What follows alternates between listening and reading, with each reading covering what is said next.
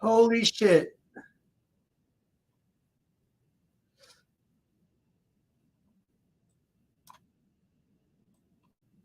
Hang on a second. I gotta mute my stream. EST. Dude, get your ass on panel immediately. Immediately.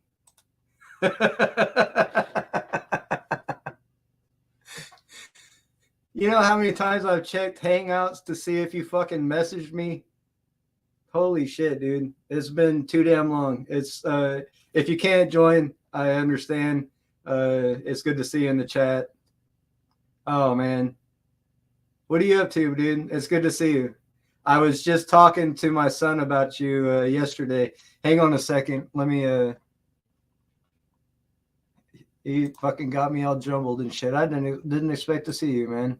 It's really good to see you. Hang on a second. Let me remove this. I don't know if you've seen oh shit. Hang on a minute. Yeah, I don't know if you've seen the video I put out, but I did finally get the artwork that you sent me properly framed. I got it behind me on my this is my sanctuary now. All all this stuff is I don't know, special shit for me. Everything is behind me here. But yeah, I did finally frame your art that you sent me. I really appreciated it.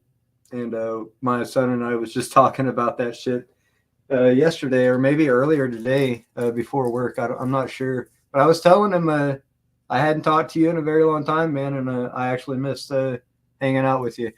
Uh, this is a impromptu stream. I did a super short, not really short, but an early shift at work, and I got off a lot earlier than I normally do. So I don't know, man. Figured I'd play some music and see if somebody wanted to jump on. The links in the chat. Hey, what's up, Silent TM? Fwizzle, not sure who that is, if that's Shizzle or not. Aki, of course, and Nick, close friends of mine. Silent one. Yeah, good to see you, Ricky. Good to see you, man. That's a nice surprise. Here's some more of that song that I was playing before I rudely interrupted. And like I said, the link should be pinned in the chat for anybody that wants to jump on panel and have a chat.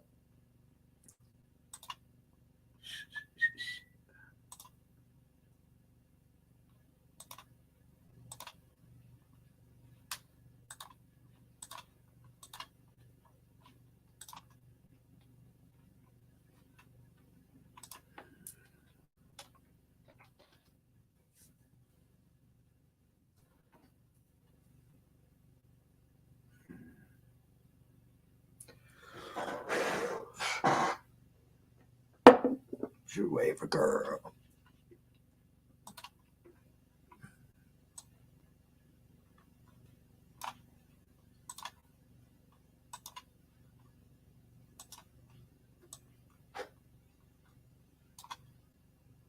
I'm ahead of your direction.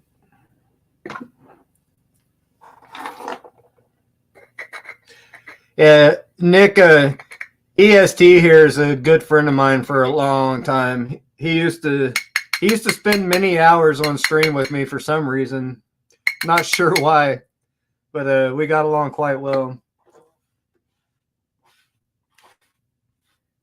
How's that baby doing, man? How's your little family going?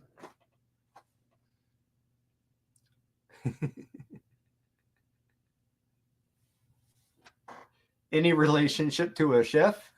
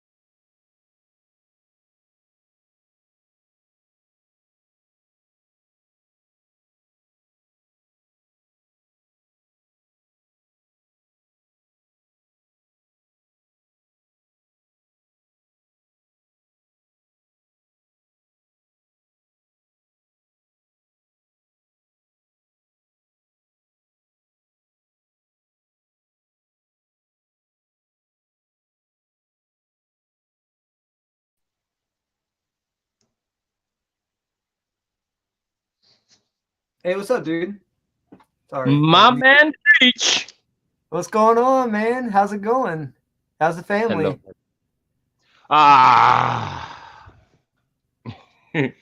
Just going, they huh? left me, man. I'm all alone. I'm homeless. I'm under the bridge. Look, look, look at my beard. You know, can't Yeah, you got a long ass beard. started smoking crack.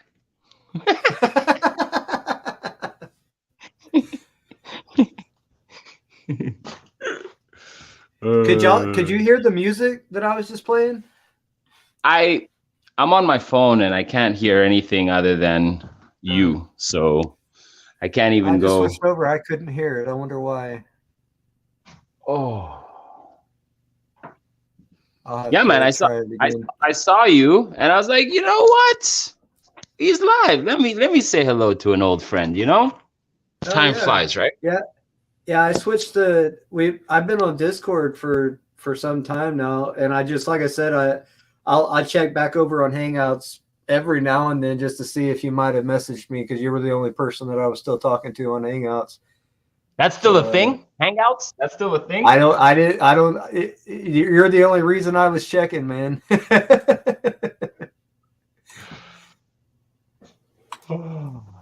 Oh, okay, But thanks, no, Silent Team. I must not have pushed the right button or something. all jokes aside, the family is good. Told you Nice. I have a third one, right?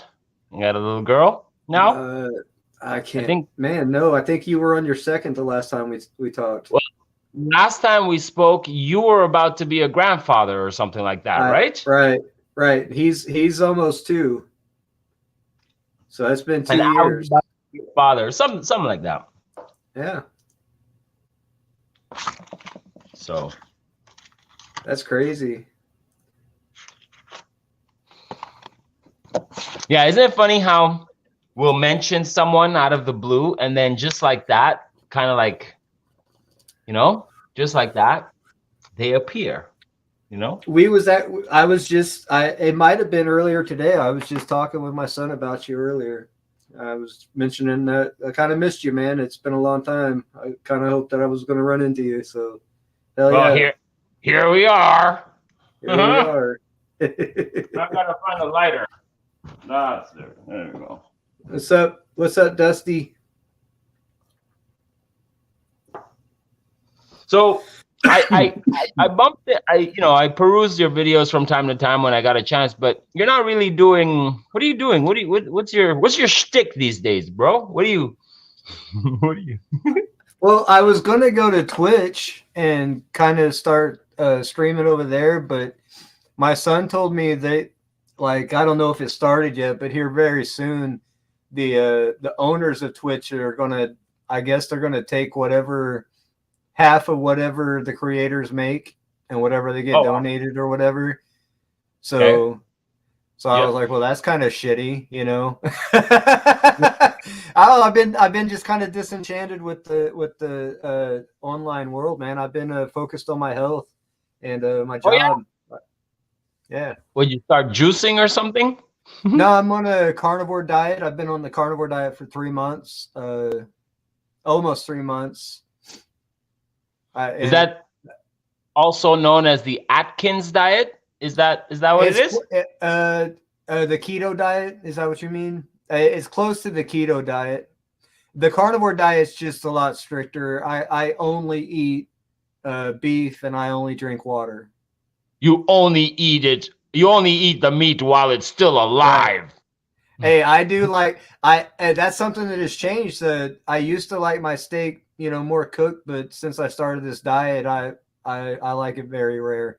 I don't mind it bloody at all. You're blue blood now. You're blue blood now. All of a sudden. I guess, but it's solved a lot of problems that I was having, man. So Really? I'm really digging it. Yeah, I mean, I don't know if you noticed, I've been smoking weed, and I'm not hacking up and coughing. My allergy issues are completely gone. My arthritis in my hands and my joints are completely gone. And that was resolved by eating I think it fresher was meat. Just cutting out probably. I think the dairy, a lot of the dairy had a lot to do with the hormones and the cheeses and shit. Because I really enjoyed cheese, and it was a part of a lot of my diet. I think once I cut the cheese out, that was a big change. But yeah, man, I started real loosely with that diet, and then I was doing like basically any kind of meat I could get my hands on at first, and I've dwindled it down to just burgers and steaks, and that's all I care to eat. And I was telling my son it's kind of crazy that I'm not bored with it. I still get excited when I'm cooking the meat up every morning. You know what I mean? But it's changed a lot of shit, man. I only eat maybe once or twice a day now. It's OMAD. I'll call you OMAD. You know the OMAD diet? I haven't heard of that. One meal a day. OMAD. OMAD. Oh, okay. Along with, it's in line with all the intermittent fasting and all that stuff. Yeah, I don't do the fasting. I know that there's benefits to it and shit, but and I add a lot of seasoning to my meat that the true carnivores they only put salt on their meat. I still like a variety of seasonings. So I'm not a hardcore carnivore, but I'm a lot stricter than I was when I started. Hardcore. But yeah, it's a 4-month thing, and then after 4 months, you slowly start adding, stuff that you may want back in your diet, and just kind of seeing how your body reacts to it. You know what I mean? And so it's been pretty cool. So you can actually see. Okay, there you go. You got the comments in the live stream, right? So people. There we go. Okay, cool. Yeah, you should be able to see the comments. I'm actually streaming through StreamYard now, like I was supposed to. I think the last time I came on was when I got a thing from StreamYard saying you get 1 month free. I was like, oh yeah, okay, let's try it out, and then life took over, right? Right. I don't pay for any of this shit. It's all whatever their free service is. But anyway, that's about it, man. I've been about ready to get my garden going again. Just kind of waiting for spring to come. You know what I mean? Nice, very nice, very cool. And what's How's happening? Your Airbnb thing? You still doing that? Still doing that, yeah. Still Nice. doing that. Expanding, growing a little bit. We actually bought a house recently. Sweet. The wife and I. And the wife, she ain't my wife because I don't see no ring on this finger, but she's my wife, right? You don't own me. What have you done for me lately? You know what I'm saying? Jackie and I are about to celebrate our 23rd. 24 years together, but 23 years of marriage, I think it is. Oh, that's nice. Yeah. No, marriage is good for people that want to get married and aren't planning on becoming psychos anytime in the future. Because you never know. We somehow made it through the psycho period. Like, there you go. But yeah, I'm actually we bought a place. We're still living in Montreal, right? We got a place about an hour out of town, closer to where she comes from in the townships, in the country life. And I've just been basically renovating for the last month, Give you a little look of what my place looks like at the moment. Yeah. Hang on, let me make it big. Let me give you the screen. I'm not gonna give everybody a tour because it ain't quite, but just so you understand what's happening right now. Yeah, I'll give him a rundown. He goes and he renovates properties, and then he uses them for Airbnbs. So they basically, yeah. Very handy man here. A very handy man. Well, Treach, it's one thing when you do things as a job or as a contractor or whatever. But then when you apply those skills to your own thing, it's a whole other, it's a Yeah. whole Well, other yeah, that's what I ball. was going to say. You actually add your artwork and your design skills, your artistic skills to it too. So, you know, each room's different, and every place is got its own, you know, special something to offer. So that's what makes it a Yeah. little different than just the Yeah, average yeah. hotel room. You know what I I mean? like to like my big thing, especially in the last couple of years, is rather than, you know, what everybody does is they renovate, right? You get an old place, you got it, you put everything brand new, you know, brand new counters, all that new modern stuff, right? But I like to I like to pay respect to the property itself. Like, for example, if something is built in the early 1900s, right, and it's got all the crown moldings and all this stuff, well, then you're gonna whatever renovations you do, you want to try to do more of a restoration than let's break everything and make everything brand new, right? Right. And then, Change the design and everything. Yeah. well, I mean, you can still change the layout, right? Okay, so it's a 3 bedroom, but we're a family of 4, so we need 4 bedrooms. So where am I going to put that 4th bedroom, and how am I going to, you know? But then things like incorporating stained glass windows into it, right? Why would you do that? Well, why not? It's beautiful, it's pretty, it's nice, Yeah. and it's remnants of the past, right? That So I don't know if I told you this, but the one of the selling points to the reason why we bought this home is it's got a stained glass window above the front door that Jackie fell in love with as soon as she saw it. You know, it was like it almost didn't matter what the house looked like after she saw that stained glass window. She was like, "This is the one I want," you know. And just thank God it happened to fit everybody, you know. remind me again where you are. Ohio, is it? No. Broken Arrow, Oklahoma, Oh, central United States. okay. Okay. Oklahoma. Is it anywhere? Is it close to Ohio? Because I heard there's like some shit going down No, in Ohio. we're west and south of Ohio. Okay.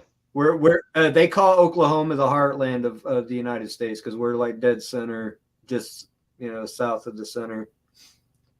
So I think above us is Kansas, and then there's there's 2 or 3 other states, and then Ohio is north and east of us. So it's a lot closer to you than it is to us, actually. Okay. So be afraid.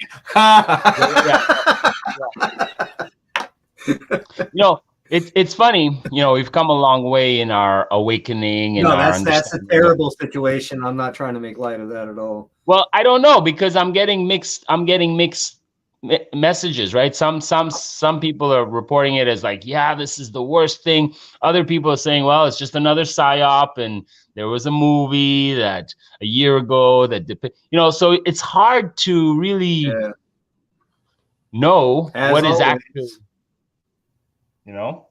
there's too much. But Enough smoke and mirrors at play. I think it's a lot worse than what they're playing on the media, because they initially was trying to hide the whole list of chemicals that were involved. They initially tried to hide that. They was going to hide it for, I think, something like 8 or 9 months or something like that, and they were forced to come out with those details. So no, I don't think it's any good at all. And considering all the uploads from private people that are talking about the dead animals on their ranches and on their land, the dead fish in the streams and shit. No, it's not a good situation. Sure. I think it's way worse than what they're going to let on, for sure, because they don't want to cause chaos. But yeah, and aren't we on the brink of World War III at the moment? Isn't that's this what what's I was happening? saying to my son. It wouldn't be far fetched to say that those are probably attacks. I'm not sure that the same company that owned the 3 major derailments, but I believe that there was connotations that they were owned by Russian entities. So You know, it's just like with China. We've got a lot of Chinese entities that have, you know, stakes in the United States. You know, large corporations and shit. You know what I Sure. mean? So Sure. it's kind of messy, man. Yeah. Well, it's again, if you don't But tune in and you turn off the television, right? Then you're just not but aware of stuff. well, And considering that NATO has verbally and put the text out that this is war, you know, and you know the United States and NATO have sent, you know, all this money and whatever equipment that they sent over is kind of like a joke, right? They just send a few tanks and shit. Like, dude, if NATO was serious, you know, and if there was a serious, you know, front against this shit, it would have been stopped already. And they would have sent, you know, a good majority of our guys over there. You know what I mean? Not just a few tanks and a few missiles, you know, and this, you know, $10 billion every fucking 2 or 3 months is just ridiculous. You know what I mean? It's just fucking ridiculous, you know, and they're not sending any fucking money up there to Ohio to clean up that mess or to help the people, you know? sure. So, you know, I feel like the Ohio thing and the other derailments are a larger issue that pertain to, you know, our people more than, you know, what's going on over there in, with Russia and Ukraine. It's a proxy war, man. You know, if it was World War III, it would be World War III. You know, it wouldn't be, you know, this threat of it. I did see that China's calling for a peace treaty or some shit, trying to call for an end, you know, an end to it, which was interesting. I found that interesting. So, you know, at least somebody realizes that escalating the situation is not going to be good for anybody, right? Because what is that MAD program, mutually assured destruction detail Yeah. or whatever? Yeah. Yeah, we're, you know, as soon as one goes off, they're all going off. We're, you know, it's going to be major problems all around for everybody, Well, you know. it's a good time to. It would be a good time to rewatch the Stanley Kubrick film there, Doctor Strangelove. I don't know if you've seen it. I never watched it all the way through, but I did see bits and pieces and I went through it. And Good stuff. Good I stuff. understand the premise. Yeah. Yeah, I Mutually am one of assured those. destruction. I have went through a lot of Stanley Kubrick's work, and you know, definitely seen a bunch of the conspiracy stuff behind all that shit. It's all very interesting. The moon landing and all that stuff. The fake moon landing and The Shining. And Fake. I thought it was real. Treach, don't be telling me it's fake. Come on. Everything else is fake, but space is super real, dude. Come on. well, not only that, but you know, with the Eyes Wide Shut and you know that type of scenarios, that stuff was, you know, very telling and true to what's going on behind the scenes, you know, with these elites and shit. So Who knows?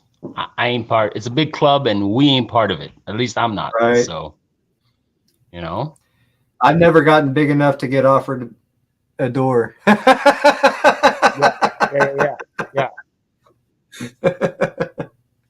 Yeah. Start wearing masks and shit.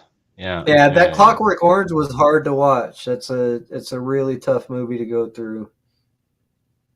But a lot of shit in there. Adrenochrome was written on the wall for one, you know. Mm. It was interesting tidbits, you know. Mm-hmm.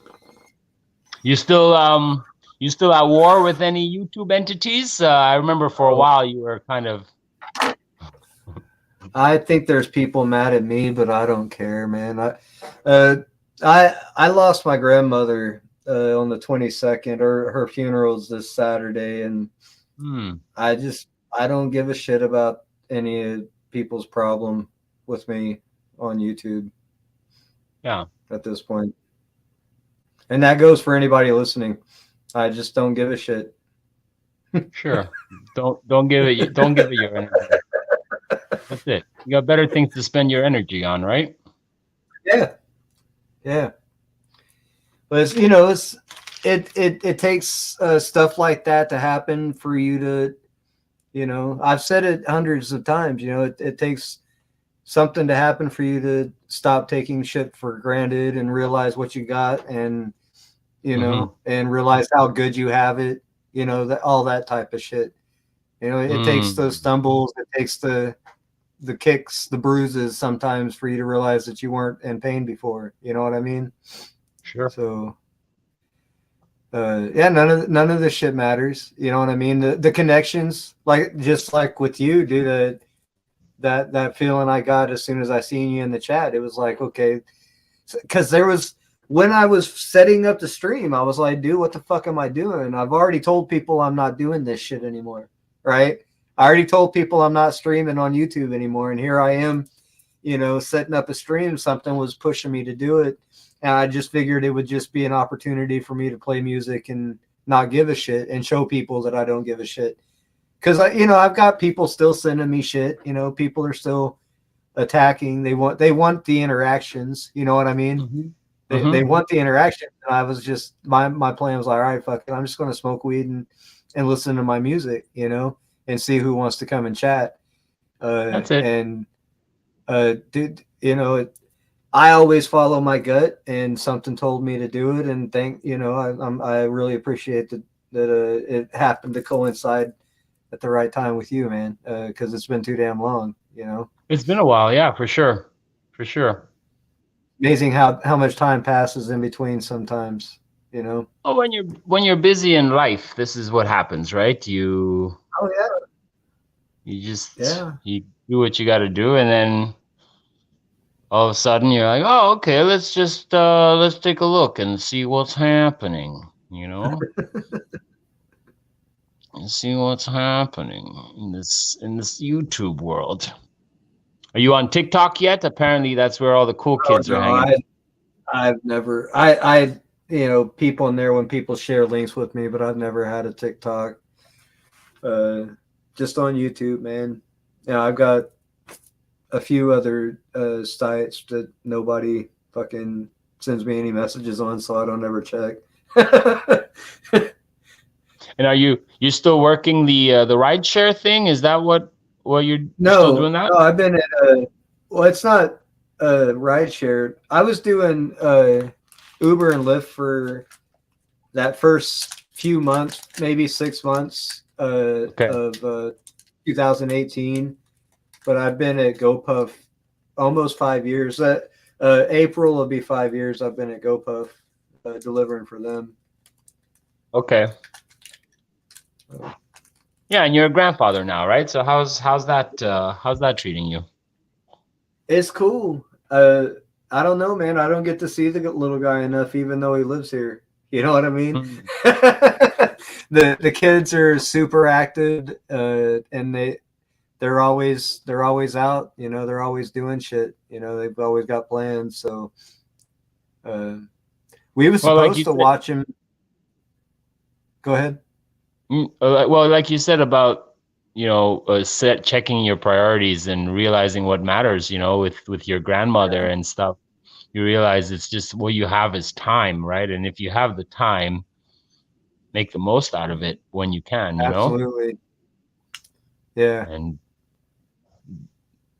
put in the work, as they say. The human investment, right? Investment in the humanity itself, rather than whatever else, whatever artificial thing people like to put their energy into, Agreed.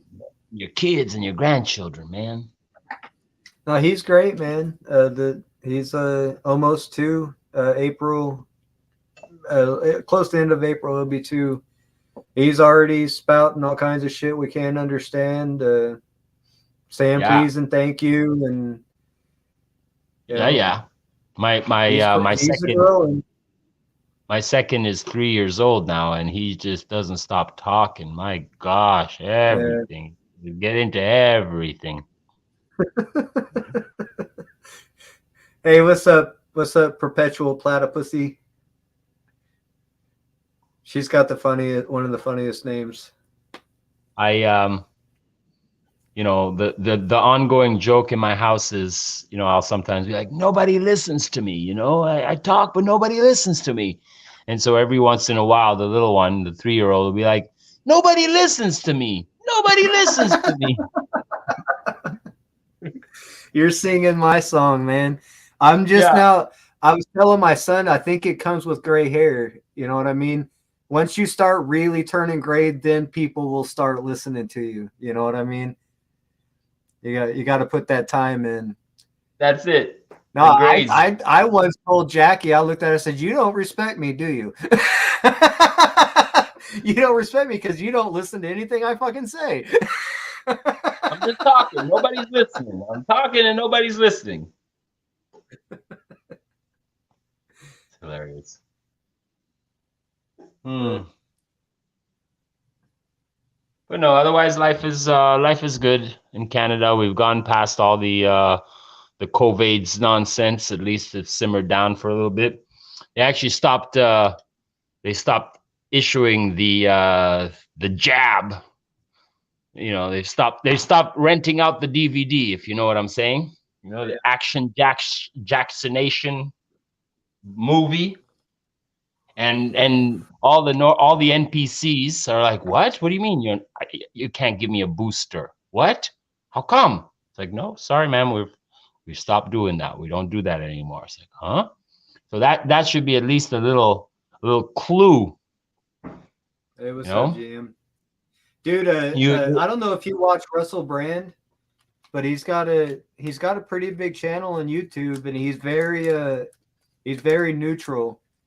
I've been listening to him real close because I'm tired of feeling like I'm getting pulled to the left or the right on shit. You know what I mean? Russell Brand seems very, very fucking neutral and central on shit. And he did a video today where they were, talking about it on the news. They had these experts come in talking about why people were dying of heart attacks in their fucking late teens and 20s, right? And they wanted to blame it on the COVID virus variant and the pandemic itself. The whole, they want to say the stress from it all, all this and that, but they didn't. They danced around vaccines. They didn't want to fucking say it's the vaccines, right? The quack. He was like, I wonder why. And it was because fucking Pfizer's fucking sponsored the fucking news. If you watch the news at the end, it's all of them are sponsored by Pfizer. Every fucking one of them. So of course they're not going to out themselves and be like, oh shit, oops. Right? So yeah, that's the elephant in the room. As far as I'm You've seen, I'm guessing you've seen the documentary Died Suddenly, right? No. You heard about it? No, I haven't seen or heard of it. So there's a documentary everyone should check out. It's I think it's on Rumble, and it's called Died Suddenly. Pretty recent, I think within the last 6 months or so it came out. And again, for anyone who's been in this scene for long enough, they're just like, well, there you go. But for anyone who is not familiar with the truther department, it's a good one. Yeah, all these CTs out there, conspiracy theorists. Yeah, I mean, I never, from the very beginning, I was like, yep, another psyop, no thank you, and then we went through the whole thing, the lockdowns, and then, it'll be a while before vaccines come out, but boom, vaccines were out, and Yeah, do you follow these? Hang on a second, I was going to answer Silent Tim about Russell. I didn't like him when I first seen him, when I guess he was with Katy Perry many years ago, and he was on drugs real bad. He was just a comedian then, I didn't care for him then, but he's really grown on me lately. These past couple of years. All right, what was you saying, dude? Sorry.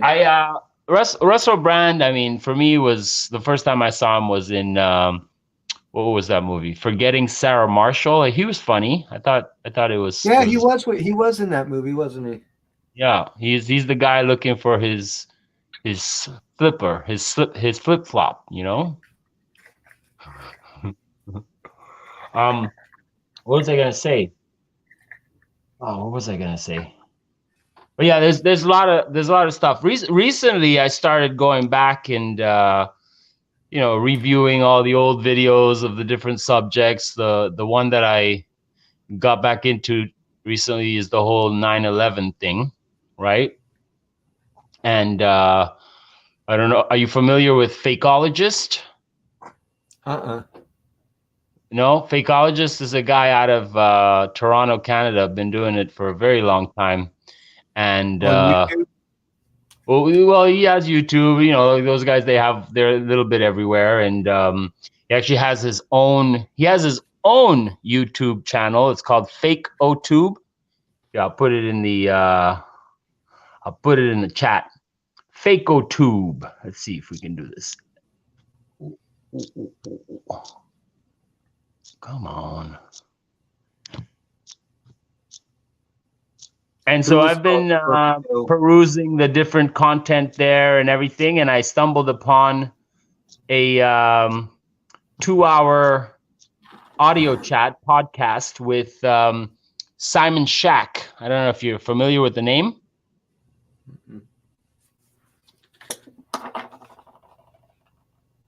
Anyways, he's the guy who did the documentary September Clues. Remember September Clues with the no plane theory and all that? Yes, I remember the no plane theory. Anyways, he's the guy who did that, and in 2008, I think it was released. So fast forward 15 years later, in this audio chat that they had recently, you can find it on fakeotube.com. He basically brought the whole thing full circle, right? Really to explain the whole thing. And basically, in a nutshell, the whole thing was an entirely made for TV movie, and there is no actual real footage of anything that happened that day. Woo! Okay? Dude, it's a good theory because I remember the day it happened. I was literally, probably like many of y'all, I was literally standing in front of my TV screaming, "What the fuck is this? This doesn't make any goddamn sense at all." It looks like a movie. I was listening to the people giving different eyewitness accounts, and they were conflicting stories and shit, right? And immediately I was sitting there thinking, and it's just like with the moon landing footage that it struck me. How come the camera was set up already fucking facing, you know what I mean? There was already cameras set up facing and getting fucking different angles of that building. Why the fuck were they fucking just sitting there pinned on that fucking... No way. No way somebody just goes and sets a camera up and just happens to capture that shit. Of course, obviously. No way. No way. So, I entertain everything but the fucking narrative on that shit. I think there was many entities and groups of people that lined their pockets. There was we fucking invaded another country. We killed Saddam. We fucking, you know what I mean? All that shit, dude. Well, all that shit. Killed Saddam. Come on, we all watched the video of somebody. We killed Saddam. Right? Yeah, killed Saddam. Still, just like they killed Osama. Wherever he's at, he's not sitting in power over in Iraq, though. That's what I'm saying. If he, you know what I mean? And that's the thing. Like that whole scenario was used to fucking set up the next fucking 20 years. You know what I mean? Maybe. And I'm glad Nick is here because he's better at history and at recalling shit than I am, because I'm not as detail oriented, but I remember while it was happening, I was like, dude, that's not how it happens. And I remember watching the buildings fall and like, nope, that's a controlled demolition. I've seen fucking buildings fall in controlled demolitions the same way my entire fucking life. Well, I didn't catch your name, brother. What was it? My name? Yeah, man. My name is Ricky, but Ricky. AKA established It's 19. okay. Well, it's nice to meet you. And Likewise. you triggered a thought in my mind, and this is something that I've been talking about for a while now. Have you ever heard of Susan Lindauer? Say that again. Susan Lindauer. No. She wrote a book called Extreme Prejudice. She was the first person arrested under the Patriot Act in the United States after it went into effect. She was a CIA asset. And she wrote a book describing 9/11, what happened, what she knew went on, and stuff like that from her perspective, and also her treatment. They were trying to chemically lobotomize her for her knowledge. They held her in, I think it was Leavenworth, without any charges, without any visitation or anything like that.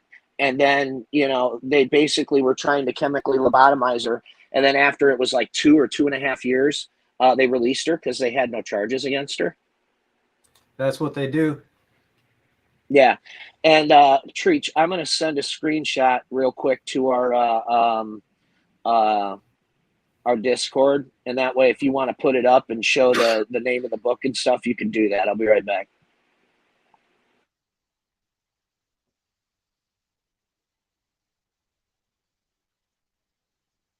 Well, yeah, there's a lot of stuff out there, and as our own knowledge of how things actually work, as we put the pieces of the puzzle together for ourselves, we add pieces and we get a bigger perspective of what the bigger picture looks like, right? Yeah, well, she talks about the fact that there were unmarked vans going in and out of the World Trade Center up to a week before 9/11. All of the bomb sniffing dogs had been taken off the premises for training. So so basically these crews were going in the middle of the night and doing whatever they were doing, and they were out of there by the time the other people came in. Mm-hmm. So that's the name of the book. Okay. If you're a reader, I have the audio book because I listen to books more than what I'm doing. Okay. But you can find, if you look up. Sorry to interrupt you, but No, it wasn't only the Patriot Act, but it was the Homeland Security Act, the birth of the Department of Homeland Security. Yeah, absolutely. Yeah, absolutely, you're right. So I've been telling people about this book for years because technically speaking, it really doesn't have to do with 9/11, but her storyline intersects with the 9/11 storyline, and about how the CIA had been talking about this operation that had been going to happen for months and months, and they knew about it when it happened. Sure. They knew it was going to happen, basically. And she was an intermediary. She was kind of, she was an asset that actually worked with Iraq, that back-channeled with Iraq. And she was the one that they were trying to get false evidence on Saddam Hussein to tie him in with 9/11.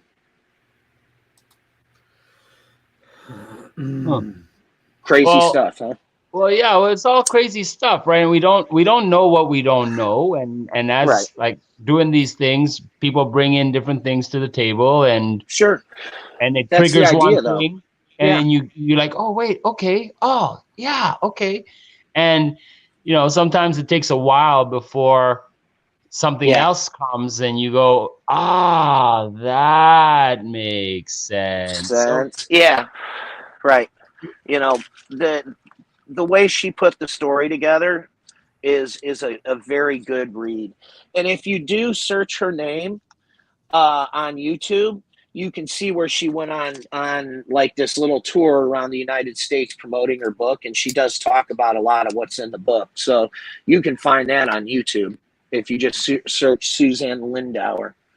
Suzanne Lindauer. I'll check it out. Yep, Susan Lindauer. So Yeah. that book was a real eye opener for me for some reason, and I had been looking into 9/11 stuff since 9/11. You know. Well, And, dude, you should definitely check out that podcast that I was talking about, fakeotube.com. And Okay.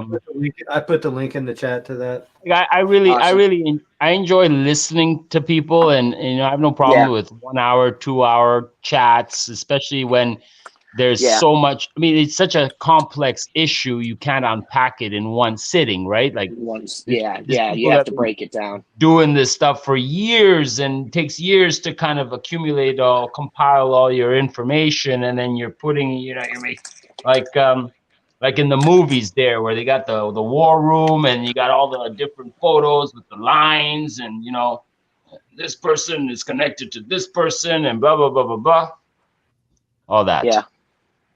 Good stuff. Yeah, definitely good stuff.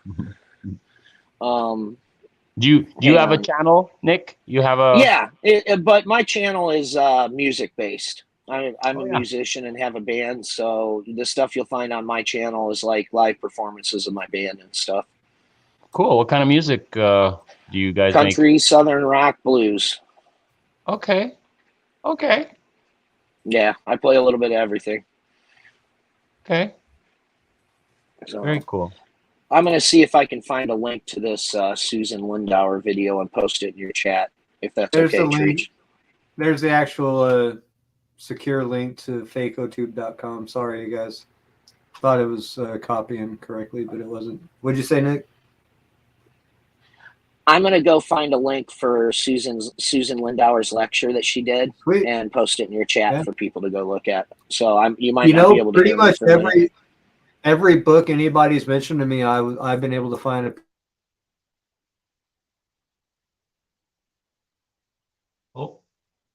website for free. So seeing you smoke your bowls, Treach, it's not fair. I don't have any weed on me. Oh man, that sucks. It's not nice, man. Well, y'all were legal long before we were, so you ain't got no excuse. No excuse. So do you do it like they do in Amsterdam? Do you mix it with tobacco? I'm being a cigarette smoker myself, as you can tell. Yes, You do? I do it normally? The French way. The French way is 50-50, half tobacco, half cigarette. Maybe I put a little bit less tobacco depending on how much weed I have or whatever. And then I roll with the filter in. Okay? And that's why you get these perfect joints. Do you ever enjoy weed by itself? I find it makes me cough. If I ever just smoke a pure joint, it makes me cough. So I find by adding the tobacco, it kind of makes it a little bit smoother for me, at least, But I know a lot of people who don't smoke cigarettes and they only smoke pure weed, right? So when that's the case, we each roll our own Percy's. I tell you what, I had smoked DMT on tobacco and it was horrible. And then I went back and I smoked it on weed and it was great. I actually had a really good trip. DMT. Yep. I'm not sure what that. You've heard of DMT? Come on. Well, I've heard it in passing. Remind me again? It's the same chemical kind of like that ecstasy. Your brain produces when you're dreaming. So you actually have, you escape into your head. You know what I mean? What up, dude? So out of this realm type of experience. Far more stronger and more out of control than acid or anything like that. Oh yeah, I've done it. It's a very short but very extreme experience. Yeah, You it don't is. want to be driving or anything like that. You want to be in a No. stationary position and And probably have a somebody friend watching sitting. you.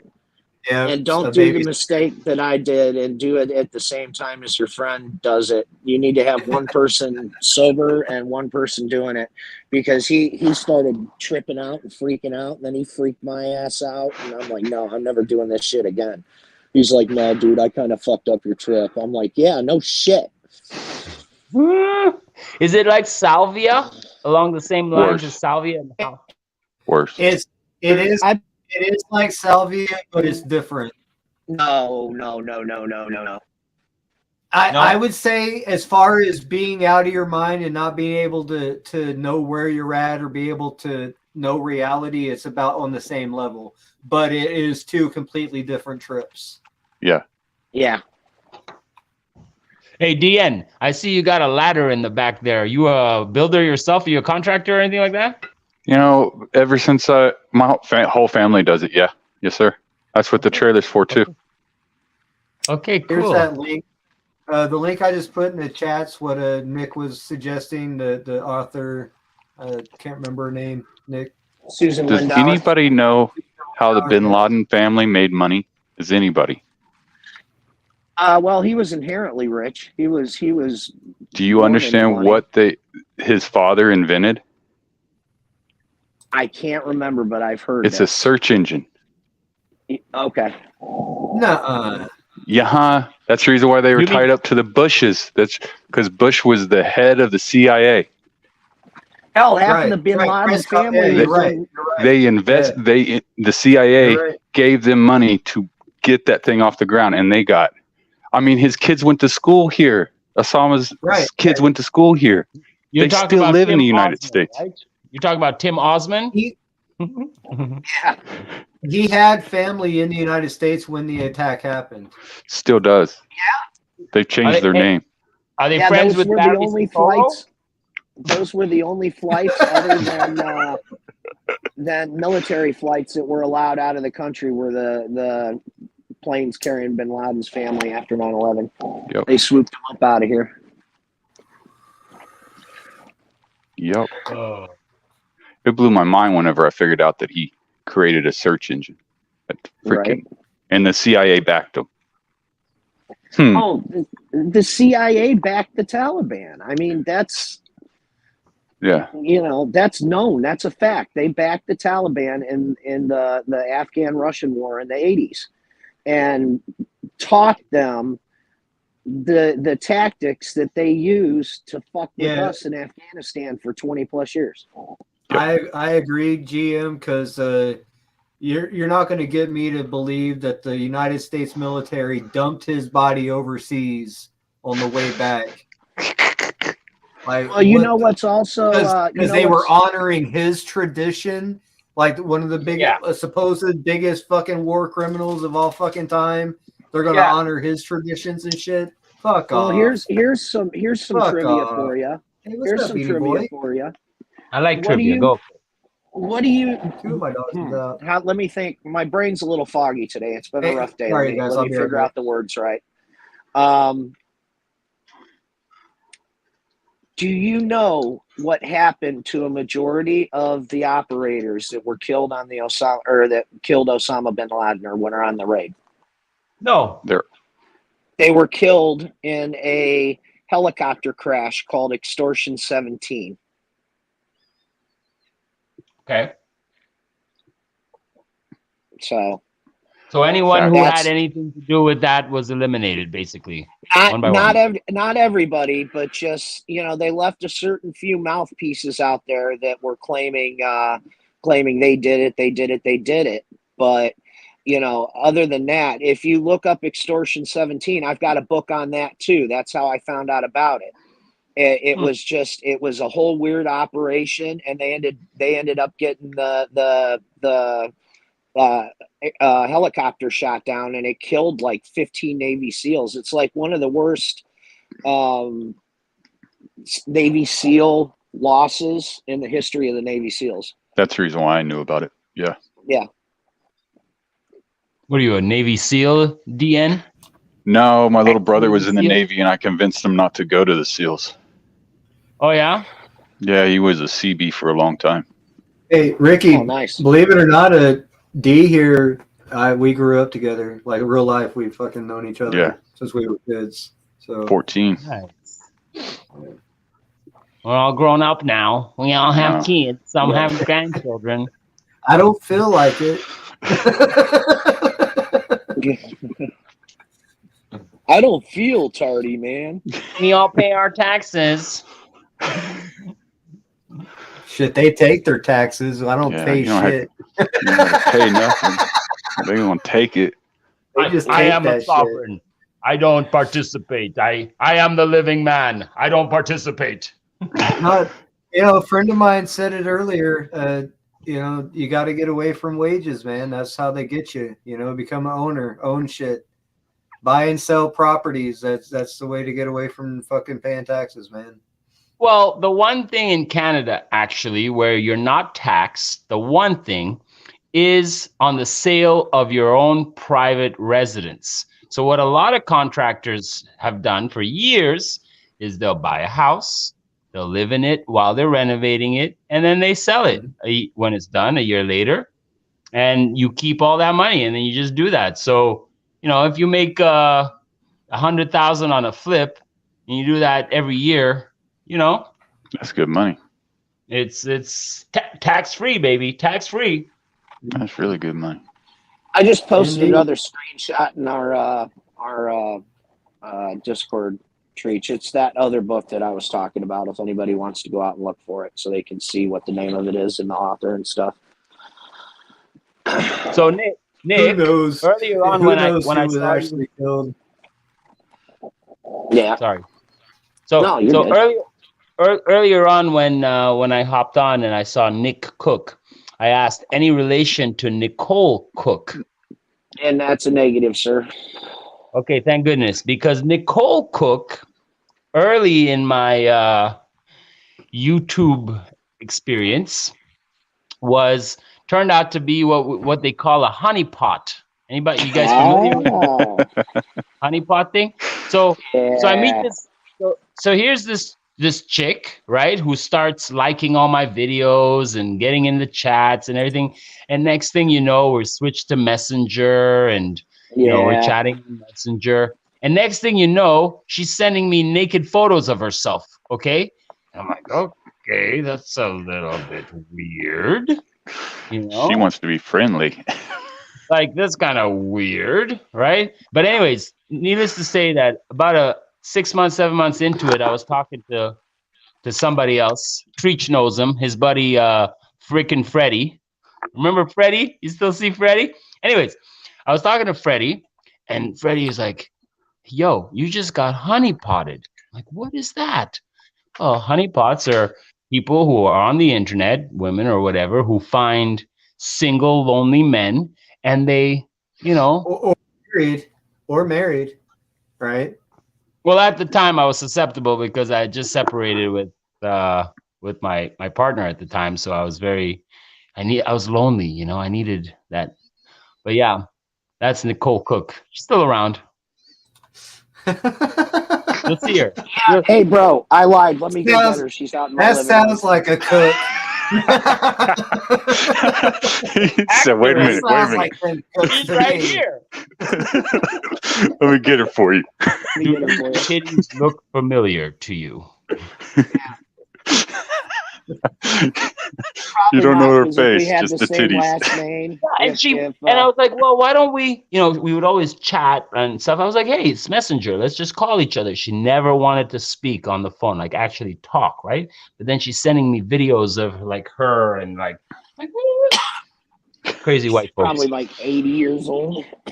No, young girl. She was in her 30s, but I wonder, like, what's the, this whole thing about paid shills, right? It's the theory that there are paid shills out there and that there are people who are paid to kind of surveil the interweb and keep people in check. And I understand it, right? You bring everyone into one camp and then you kind of manage them and you make sure people aren't getting too out of line, Yeah. Too crazy with the ideas. Yep. No, Yeah, but the September problem 11th. is most of the shills are unpaid. And that was most of the shills that we run into on here do it for fun. And they just do it for shits and giggles, you know? Right. Yeah. Yeah, like I mean, they're not even very good at it, you know?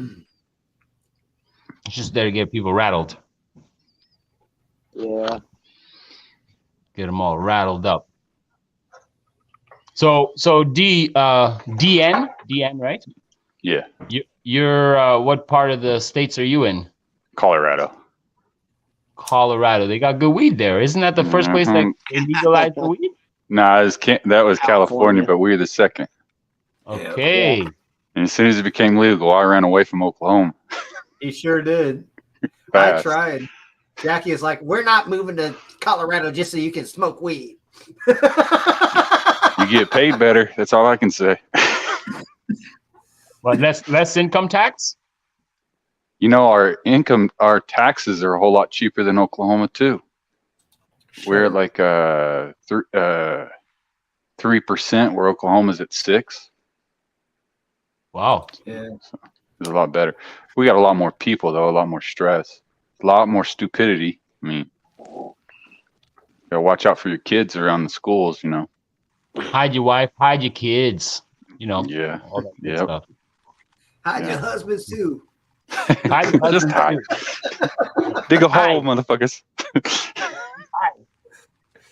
Lock your doors, front and back.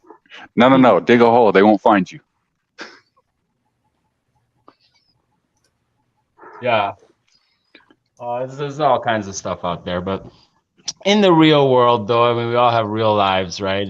That's where our energy should be put into, right? And I agree with that. What are you doing to better yourself and the people around you, basically, you know? Yeah. What are you learning? Mm-hmm. Right. Well, I am a history junkie. I study all kinds of history, American history, I should say, mostly. But Okay. you familiar with you familiar with the works of people like Howdy Makowski, John Levi? You familiar with that kind of? It depends on what they wrote about. So they were exploring about a year or so ago. This whole thing about the World Fairs came out, the early 1900 World Fairs, and yeah. You familiar with that stuff? I'm familiar.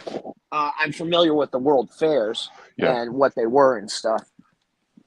Well, that whole line of research then went down into, you know, all our history is basically a lie, a fabrication, and you know, we have video proof and photographic proof of what technology was like in the early 1900s and things like atmospheric electricity and all that stuff. Yeah. And you familiar with that? That line of Well, if you're talking about Tesla and, you know, free energy and stuff like that, then yeah. Fascinating stuff. And again, like all these things, it really is, that we discovered, I was like, wow, holy shit. Okay. Yeah. You know, my area that I tend to study is like the 1800s. Okay. The Civil War, what led up to the Civil War, what happened after the Civil War, which many people don't talk about. You know, there was a very long Reconstruction period that went on, and there were still people around who, you know, didn't think that they lost. Well, there still are people around who didn't think they lost. Yeah. You know, it cracks me up when people run around with a Confederate flag. That flag is not the actual Confederate flag, like what our United States flag would be. That flag is actually the battle flag of a Tennessee brigade or regiment or whatever. So that's not even like, you know, when they're yeah, look it up. Hang on a minute. They all had, every battalion had their own flag at that point in time. Yeah, but the Confederate flag looks nothing like. Okay, Treach, I'm gonna drop this in your Discord. He just walked away because Yeah, I he ran can't. away. That's the. He probably is trying to get the dogs under control. He's back. Sorry, I had to put the cone on my dog. She's chewing on her paws. Damn, I'm good at this. Claiming that that's the Confederate flag. Treach, put up the image I just put in Discord, All right, hang on 1 second. please, sir. Thank you.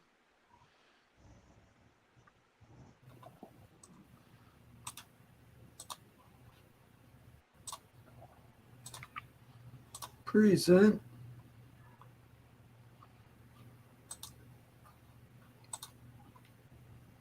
Present arms.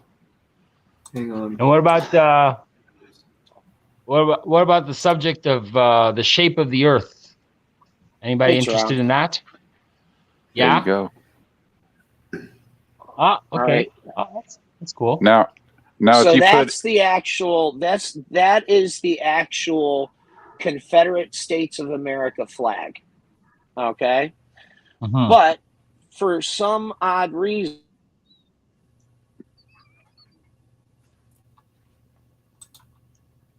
We lost you there, Nick. yeah, Nick, you went digital. yeah, I know because go. I switched over to I just sent Treach another picture. So that is the Confederate States of America flag. That is the equivalent to our Stars and Stripes. Okay. So the flag that they're saying is the Confederate flag is actually the next image that I sent to Treach. And it is actually not the Confederate flag. It is actually the battle flag of the Army of the Tennessee. Hmm.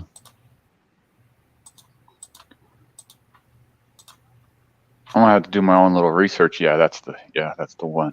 I'm gonna have to do my own little research because doesn't South Carolina's flag kind of represent that first They have flag that you different just showed? versions of them. Yeah, it does. But that's Palm trees added to it. The Army of Tennessee is where Nathan Bedford Forrest ended up, and I think people know who Nathan Bedford Forrest is. He had a problem with the end of the Civil War and continued to do things after the Civil War. So I believe that's why that flag was adopted. So that was just a troop. That was just a particular troop of that guys was the Army of Tennessee. That was the Confederate Army of Tennessee battle flag. And that's what cracks me up. People run around calling it a Confederate flag. It's not. The actual Confederate flag was the first picture that I showed you. That's the equivalent to our Stars and Bars. What it is the battle flag of the Army of the Tennessee. As to why it was adopted that way, I really don't know. But because of the Dukes of Hazzard. Nah. This guy. Trust me, it had been being used long before that. It's probably as because a symbol of the Ku Klux Klan, I think, had a big stake in pushing that, and I believe that Nathan Bedford Forrest was one of the founders of the Ku Klux Klan, if I remember correctly, and he fought in the Western Theater of the Civil War. Doesn't that tie together with the Golden Knights also? The Golden Knights. That's what the Confederates turned into, isn't it? I have no idea what you're talking about. Jesse James was a part of it. You're talking like another order or another, like the KKK type stuff? Well, yes and no, because they didn't go after races. They went after the they went after the banking system. Jesse James went after the banking system. Yeah, I see what you're saying now. Yeah, absolutely. And the Golden Knights are the ones that backed him on doing it, if I remember correctly. I think that's what they're called. I have to look it up to be for sure, but I do remember hearing about that. But Civil Order of War the Golden history Knights. is my strong suit for some reason. It just my dad really loved history, and I've been to Gettysburg probably a dozen or more times. I've had the opportunity to stand at the wall at Pickett's Charge and talk with authors and stuff like that about the battle, and I've read so many books on it. Like when I go there, I don't even need a tour guide. I know where everything is. I know what happened, who was involved. It's weird, but I just, for some reason, that interested me even as a kid. When I was in school, I'm like, yes, history, and then they touch on it for 5 minutes and we're off to something else. I'm like, wait a minute, that's all we're going to cover about the Civil War and history. So I started reading books. I read Matthew Brady's Illustrated History of the Civil War, which is well over 1,000 pages long, I believe, and it tracks each day of the Civil War from April 15th, the firing on Fort Sumter, to Appomattox, which I think was almost the same date. It was in April, and it tracks each day where the battles took place, who was involved as far as commanders and such, how many troops were there, and how many casualties. It's just like a timeline of the whole Civil War from beginning to end. I think I was going to would bore the fuck out of most people. I was going to address the chat real quick. I believe you're right about the KKK. I don't believe that it's as large of an organization as it used to be, but I do know people for instance, they claimed their grandfathers were grand wizards and blah blah blah. I think they really believe that shit. But I think there are other groups of people with similar ideals that are way more dangerous and more active. Yeah. You know what I mean? Well, they can't be as active as they used to be. So yeah, there are smaller sectors that do their dirty work for them. Right. Yeah. So. Now, I'm sure there's still guys that meet up and wear clan outfits and shit, but they're not as big as the media would make them out to be. Now, the real groups would be the Christian nationalists, neo-Nazis, and shit that are coming out of Ukraine and those areas and shit.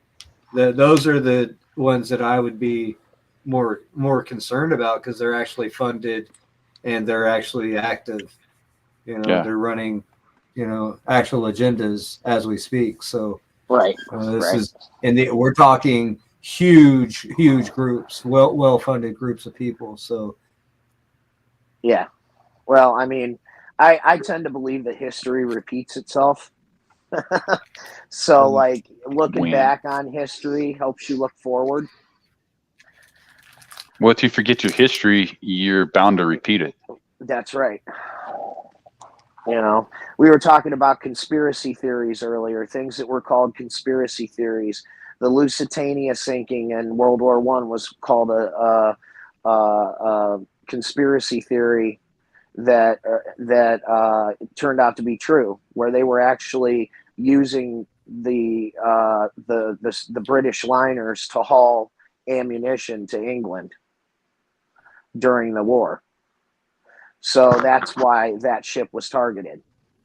The Gulf of Tonkin, that was a bunch of bullshit, but everybody said it was a conspiracy theory. Well, guess what?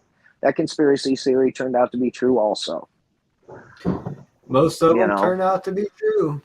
Or have a little bit of truth to them. Yeah. Every lie does. So it starts off with a little bit of truth. Yeah. Every good lie, that is. Yeah. What's up, Dr. Mengele? So recently I've been watching a lot more history on World War I. There was and I don't know, I probably blurted this off on some chat already, but part of being ADD, I think about certain topics. He was a Medal of Honor winner from World War I, and his name was Alvin York. And he, in the Medal of Honor citation, was supposedly responsible for the capture of 125 German soldiers by himself, and also killed 27 to 29 by himself. Well, it was kept hidden that there were 16 other people with him. To make the story bigger, the generals knew that they needed to make the story bigger. So they basically formed the story to suit their narrative and put it out there and paraded Alvin York around. You know, he lived a very comfortable life after that. Yeah. You know, but one thing was for sure, during his tour, he always had the general by his side that recommended him for the Medal of Honor. And that's why I switched to that the other day, Treach, when Aiken was talking, because the same last name was Butler of the general in World War One. He was talking about a different one. So I just got done. A guy just came out with a book about the misinformation about Alvin York's Medal of Honor. So, you know. Hey, you said a key word and it made me, I'm going to go off topic here. ADD. Yeah. I had somebody send me a little video, and this psychologist is saying that ADD is not a disease. It is a human reaction that if you look at a baby, you yell at a baby, what's it do? It shuts down. It goes in a different direction. So you keep on yelling at that baby like that. Yeah. And he's going to end up, or she's going to end up having ADD. It's just a natural reaction that you do that does not work. Right. And also, you know, I was never treated poorly at home, so there's really no excuse for that. But anxiety and other issues are tied directly to ADHD. Yeah, and I'm not saying that the only way you get it is by being yelled at. I mean, something drastic could happen, and that's the way you naturally respond. No, I understand. I understand exactly what you're saying, and that's the truth.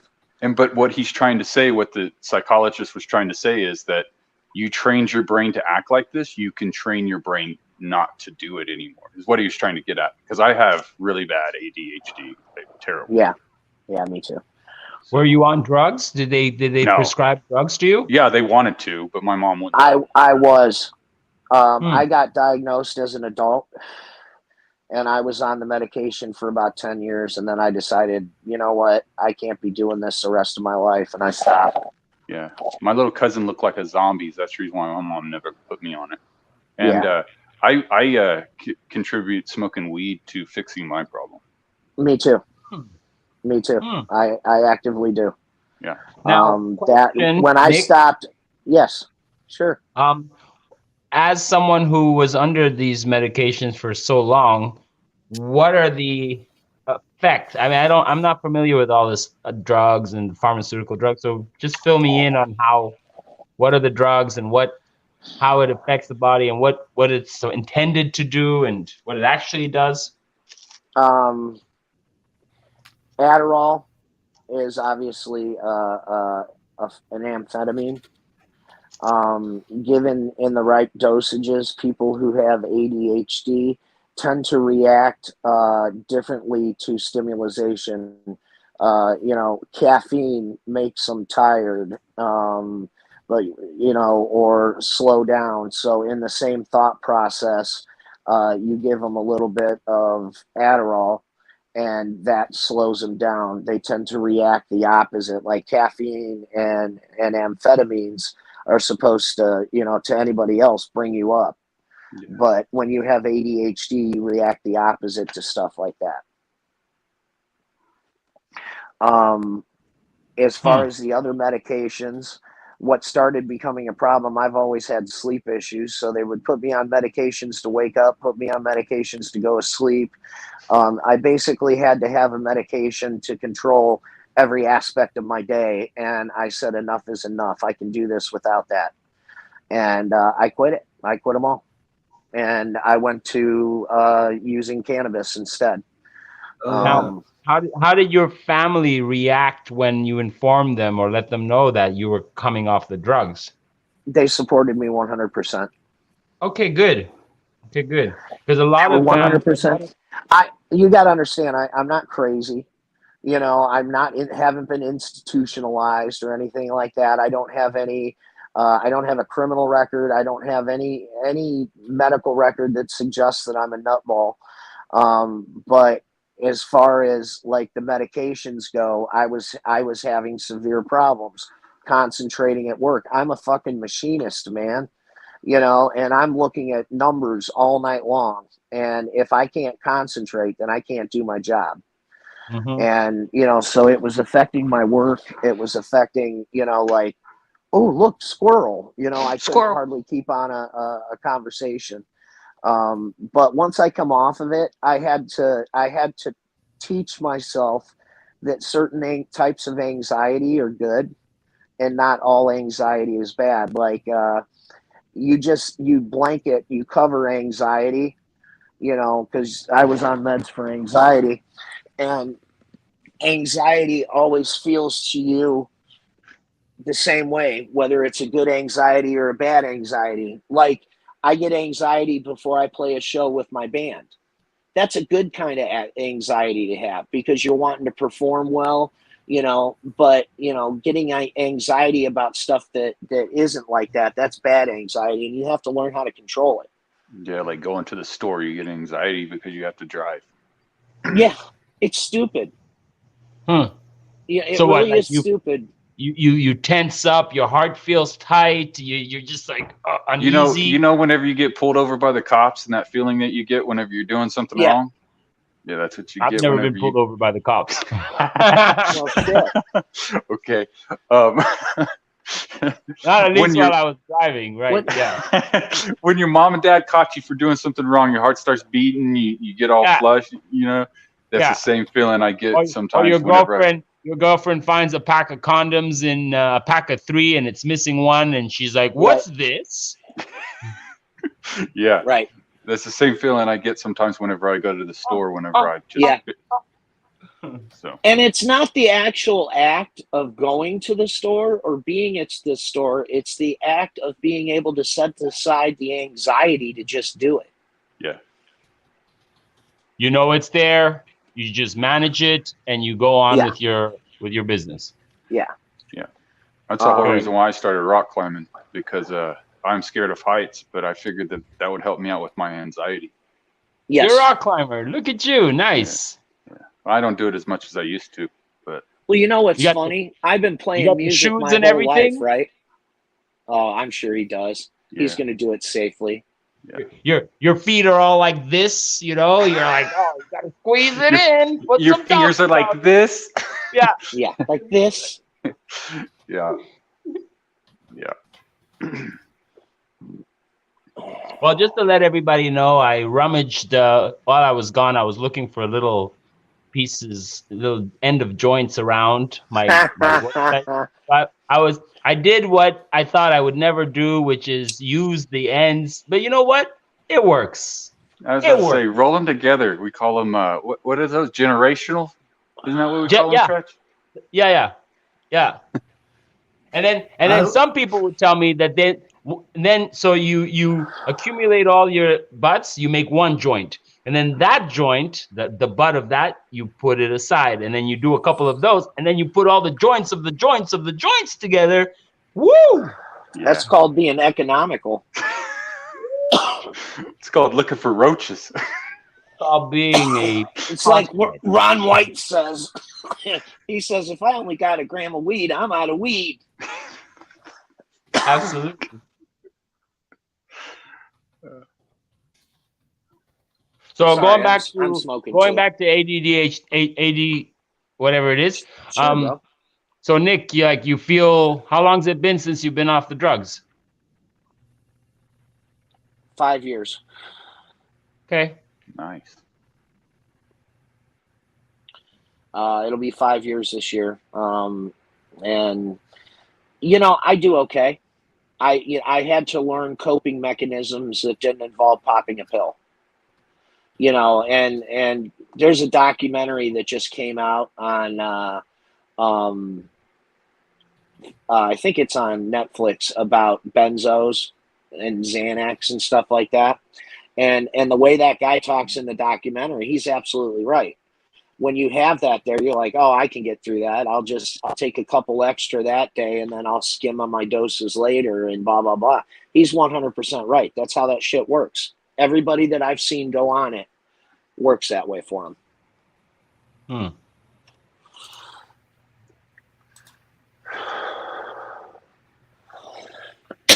But treating... I like this. Go on. Sorry, I was coughing because of this cone that I rolled and packed up. The main way to help treat ADHD, at least for me and the people that have been around me that have it, has been to treat the anxiety. Yeah. That's the main drive in the hyperactivity. The other thing is you know, and the big thing that helped and the focus, you would think that smoking weed would make you be like, duh, you know, you lose all of your ability to think. But when you have ADD, it actually slows your brain down and allows you to think, if that makes sense. When you have ADHD, you've got shit going through your mind constantly. Like, you jump from one thought to the next. It's very, it's just constant. It's something that goes on in your brain daily. You have to learn how to deal with that.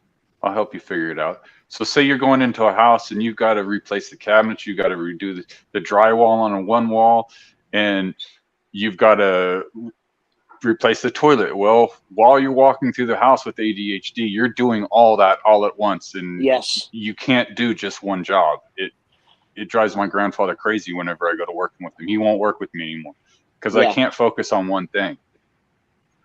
You know, I'm a machinist, and Treach can appreciate this.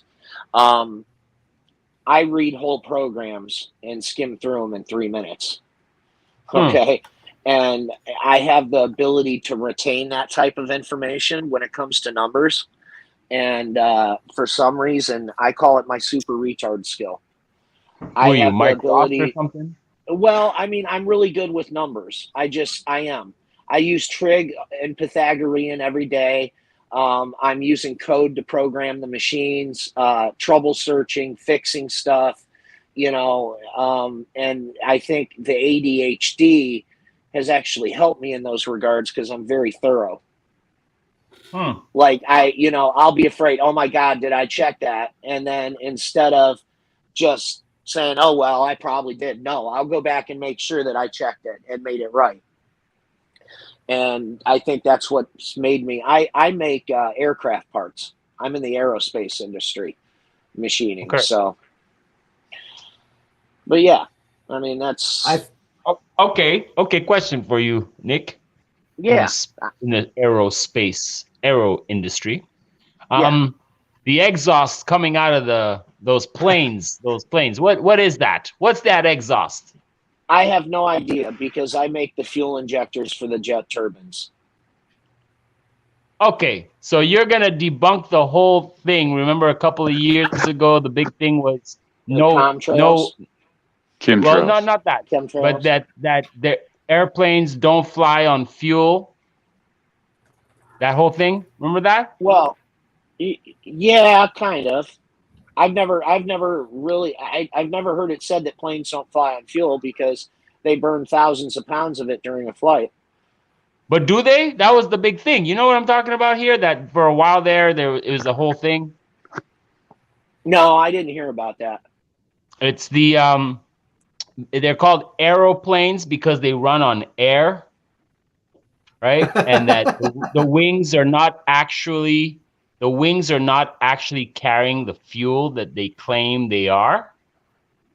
Right? You guys missed all that? It was a thing. It was a short. Yeah, I missed that. And I even work in the industry and make the parts that insert the fuel into the engine. So, like, I totally missed that. Yeah, I don't know. I must have killed those brain cells off, bro. Yeah. You don't believe anything you see on the internet, anyways, right? Isn't that what they say? I believe everything I see on the internet. No, Yeah. it has to be a YouTube video for me to believe it. Yeah, that's it. That's it.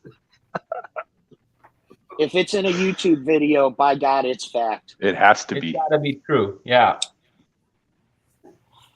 Because they can't computer generate none of that stuff.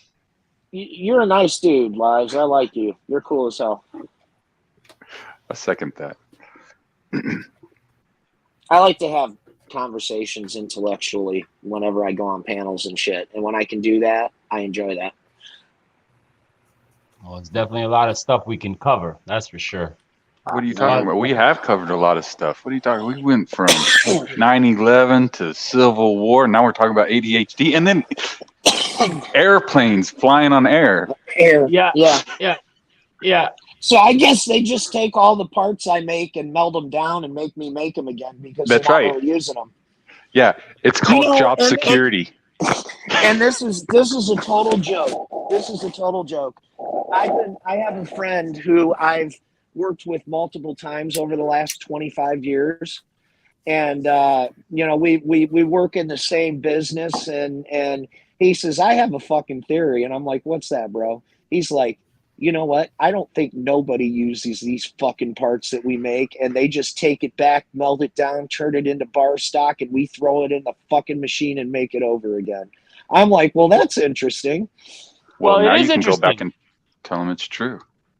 Well, but hold on. If we're gonna apply the same logic to the aerospace industry, NASA and all that stuff, that's what it is. It's all compartmentalized. People make little things, but in the end, the people who are making the landing stuff for the moon lander, they were only doing that. They didn't actually see the whole thing and put it together. What you don't get is that there's subcontractors working for subcontractors.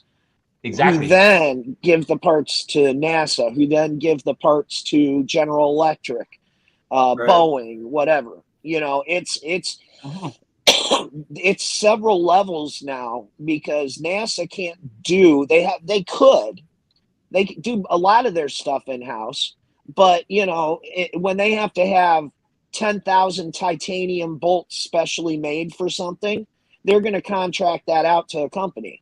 They've even contract out shipping things out to the outer space now. Come on, man. Yeah.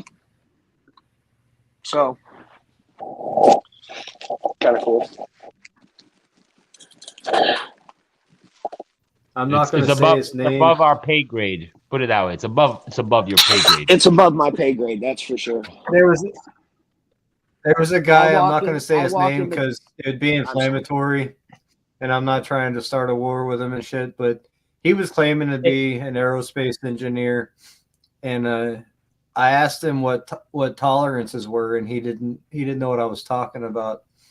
Oh, you mean upper and lower control limits? Right. That's the proper term. Well, what people don't understand is when, like, especially with these bigger companies and they outsource all these jobs, when you're producing a part, even down to a screw, that each screw is different, right? Even down to the fucking screws, these little bitty fucking screws that you can look at them and set them next to each other. They look exactly alike. They're not exactly alike, right? Because there's tolerances, right? It's called GD&T, General Dimensioning and Tolerancing. The tolerances say that a part that screw can be this little or this big and still fucking work. Yes. It gives a range. Not bigger or smaller than this. And this particular dude that claimed to be an aerospace engineer had no idea what I was talking about. Okay, speaking of screws, I will back that up. Speaking of screws, can I back that up? If he was an aerospace engineer, he would have had 100% knowledging of general dimensioning and tolerancing. Absolutely. The rules that are in the machinist handbook. Like, what's a press fit? There has to be a 2 to 3/10 difference in smaller diameter when you're pressing something into it. Okay, that's Right. a press fit. That there's Right. general shit like that. I probably am more of a fucking engineer than this retard.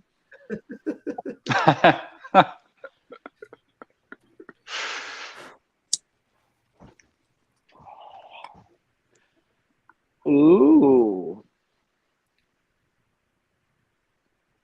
That good? Now, see, when I look at that, I'm going, okay, what kind of thread is that? What kind of? Is it? Yeah. When it's a thread, I look at it as a machinist. And I'm like, ooh, threads. Threads are one of the toughest things to make on a machine. We're talking about my screw collection. This is what we're talking about, right? Everybody want to see my screw collection? Sure. You wanna full screen me so I can show the world my screw collection? As long as you don't screw with us. Yeah, don't be screwing around. Yeah, we're screwing around. This is a 4-inch.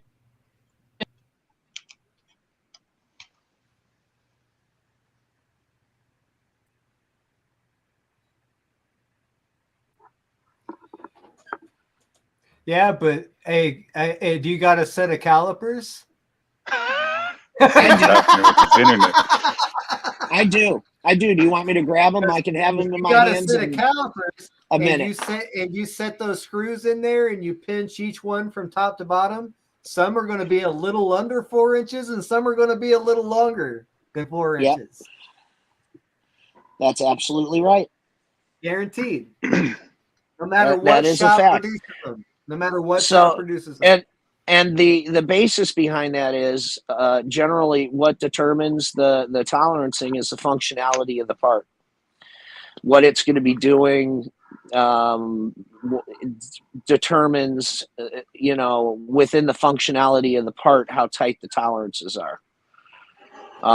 If something's going to get ground after it gets turned because they want a super nice finish on it, then you leave an extra 3 or 4 thou on it, and the surface finish doesn't matter because that it's all. If he claims to be any kind of an engineer, these are all things he should fucking know.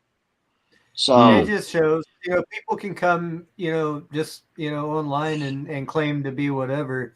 There's a false sense of I guess that a person could do something when they sound like it. You know what I mean? But, false sense of reality. In actual practice, you know what I mean? It's a whole different fucking ball game. Yeah. Oh yeah. Yeah. I deal to the roundnesses in my parts of 50 millionths of a tenth of a thousandth. If you're making aerospace parts, you're very, very tight tolerances. Most of my tolerances are between 1 and 5 thousandths. We had a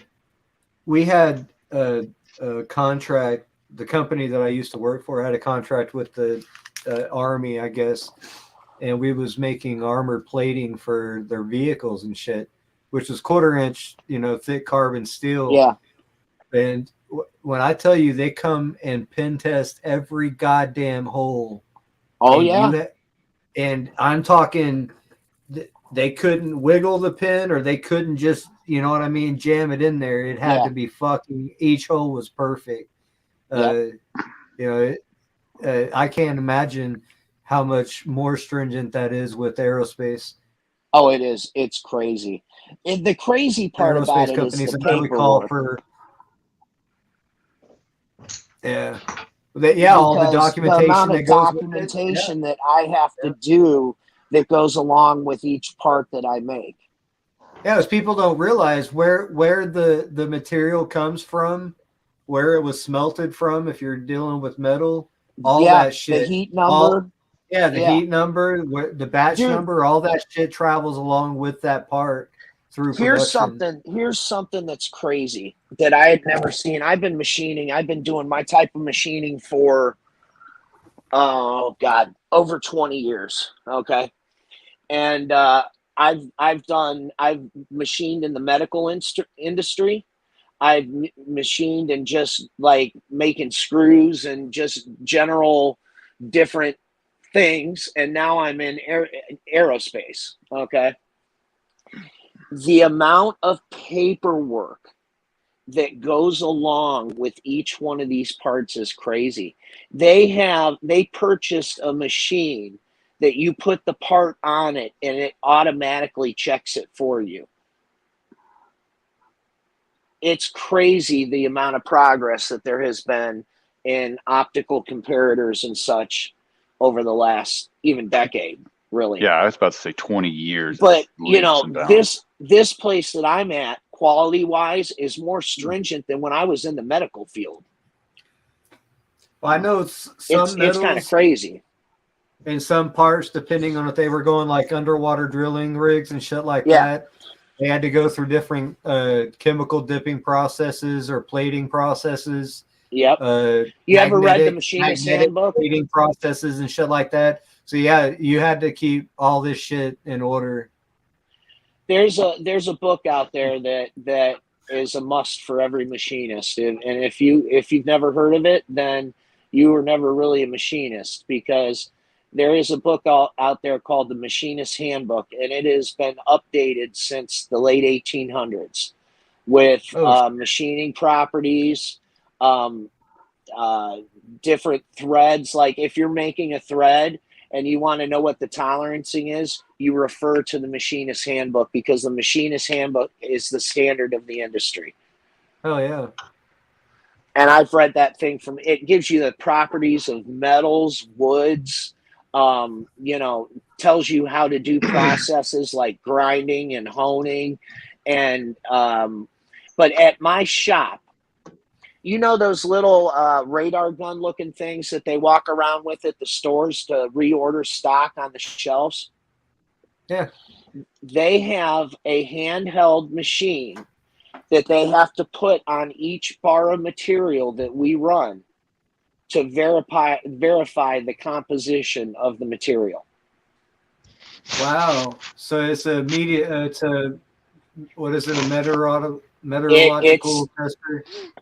It is a nuclear test. It emits radiation. Oh, great. Great. But not enough that that's what they tell you. Yeah. Well, you know, whatever. I'll put it to you like this. I worked in the oil field pretty much most of my life until recently. I mean, construction all my life, but oil field pretty much my whole entire life. I had a friend that was a directional driller, and they're called MDMA,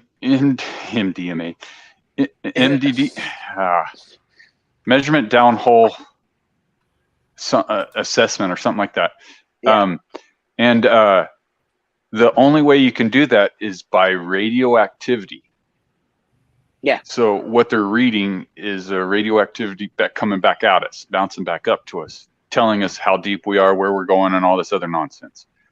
So they all told us that whenever you're playing around with that tool, that you're playing around with radioactivity stuff, and it's not that bad, blah, blah, blah. Well, I've heard of this. Died a couple years ago from thyroid cancer. His family's never had cancer a day in their life.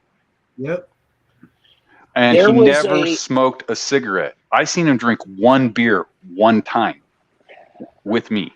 One time. Damn it. I wish my brain wasn't so foggy right now, D, because I just saw, I think it was a true crime show where the surveyors that go around and survey the stuff, they use nuclear material.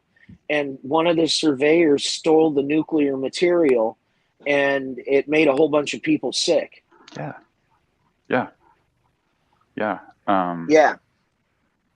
That's crazy. And going towards that metal, in 2008, we all got the oil field collapsed, right?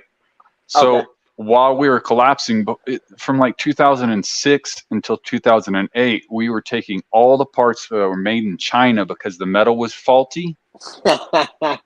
And we were replacing it from either stuff that said American or Canada on it. We couldn't have anything else. And that's the way that it still today. It stayed like that. Yeah, they stayed that never left. No. That's funny. You're allowed to order metal from in the United States. Yeah, There are it's actually a requirement of the aerospace industry that you use American material. Yep. It is a requirement. Your material has to come from America. It has to be smelted in America. Yeah, hang on. All it and it has to come with the paperwork stating that. But what was crazy about this little radar gun that they have, they can put it on the material and tell you exactly what the material is based on the chemical composition of the bar. And they have to do that to every bar of material that comes into the shop. Do they have to do it multiple times? Yes. In multiple places? That's what I was thinking. So, well, they do it in a couple of places each test. Yeah. But the first time they do it is when we receive it into stock. Okay. And then every bar is tested and put into our stock.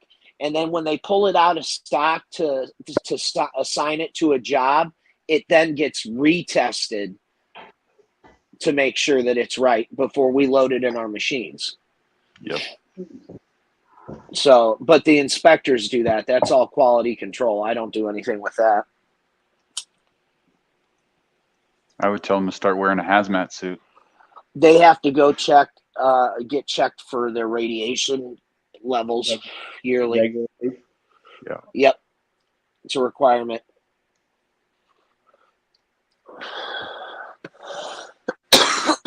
Yeah, machining's an interesting industry.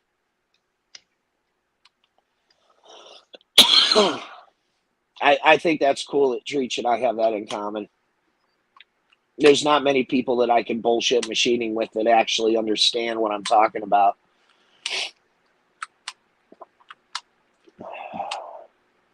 Man, you got some nice tools there, Lives. Well,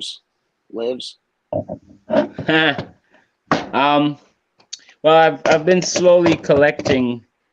I got my DeWalt kit, you know. You got your oscillating saw, Yeah. also known as the Bumblebee. Right? You gotta have the jigsaw, battery operated, very important, you know. And then of course your impact driver. You get your impact driver. I basically always have 3 drills locked and loaded: a square head, a Phillips, the star, and then a drill bit. Because as we were talking before, you got to drill slightly smaller than the screw itself. Yeah. So that the wood doesn't break, all that stuff, right? These are the tricks that you learn as you go along. Yeah. If you drill at the same sides, the threads don't engage fully. Exactly. And if you don't lubricate, then you could crack the wood. It's a lubrication thing. Well, that's what my uncle always says. He when we're playing around with cabinets, that is. He always. Do you use the beeswax? No, he uses just his regular spit. I don't even play around with that. I don't like playing around with cabinets. Yeah, he used to use wax for sure, but then he's like, "Nah, this works just as good." So.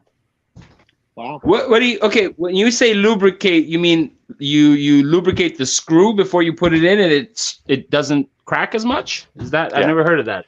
Yeah, he actually, whenever you're playing around with cabinets, right, and you got to drill a hole, you pre-drill the hole, and before you put that screw in there, to make sure that it won't crack, you put like some kind of a wax on it. Well, he don't put wax on it anymore. He just puts it in his mouth and then screws it in there. Because the water does the same thing that the beeswax. You just be wasting money.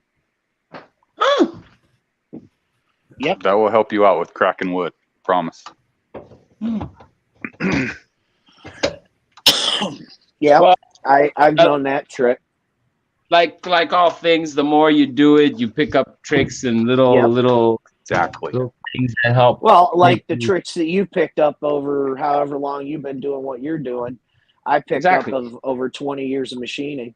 I can get those machines to just hum and spit out good parts all night long, and it makes it so easy.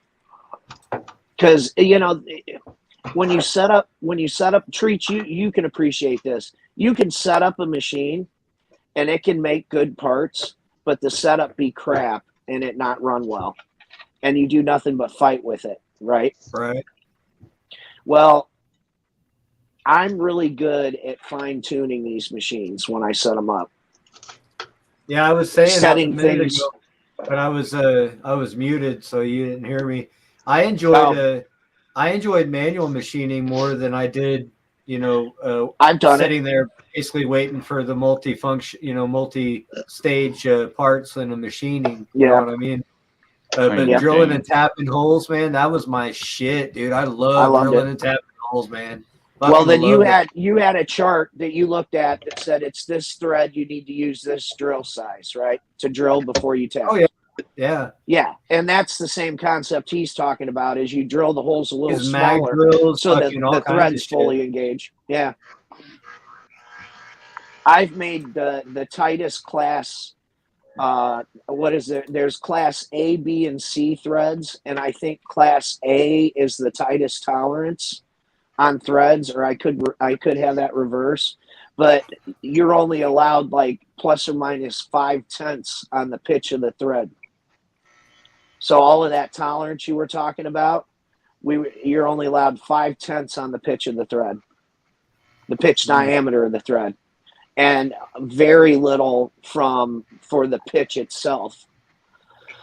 It's crazy, but thank God we don't even have to drill holes at my shop because they EDM everything.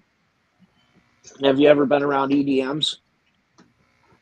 I don't know what EDM stands for. We used to laser mark parts. Okay. And EDM has become very popular for putting holes in parts because it's more efficient and it makes a nicer cut than a drill does. Drills will cut, sometimes it's not perfectly round. They will cut an oval shape, especially if you're drilling into the side of a round object. The round side of it, it'll walk, it'll wobble. With EDM machining, what they do, EDM is called electrical discharge machining. They use a brass rod and pump lots of electricity through it and actually flood the part in water and burn. So it's a water jet process. No, no. It's electrical discharge. It's almost like a welding process. It's more akin to a welding process.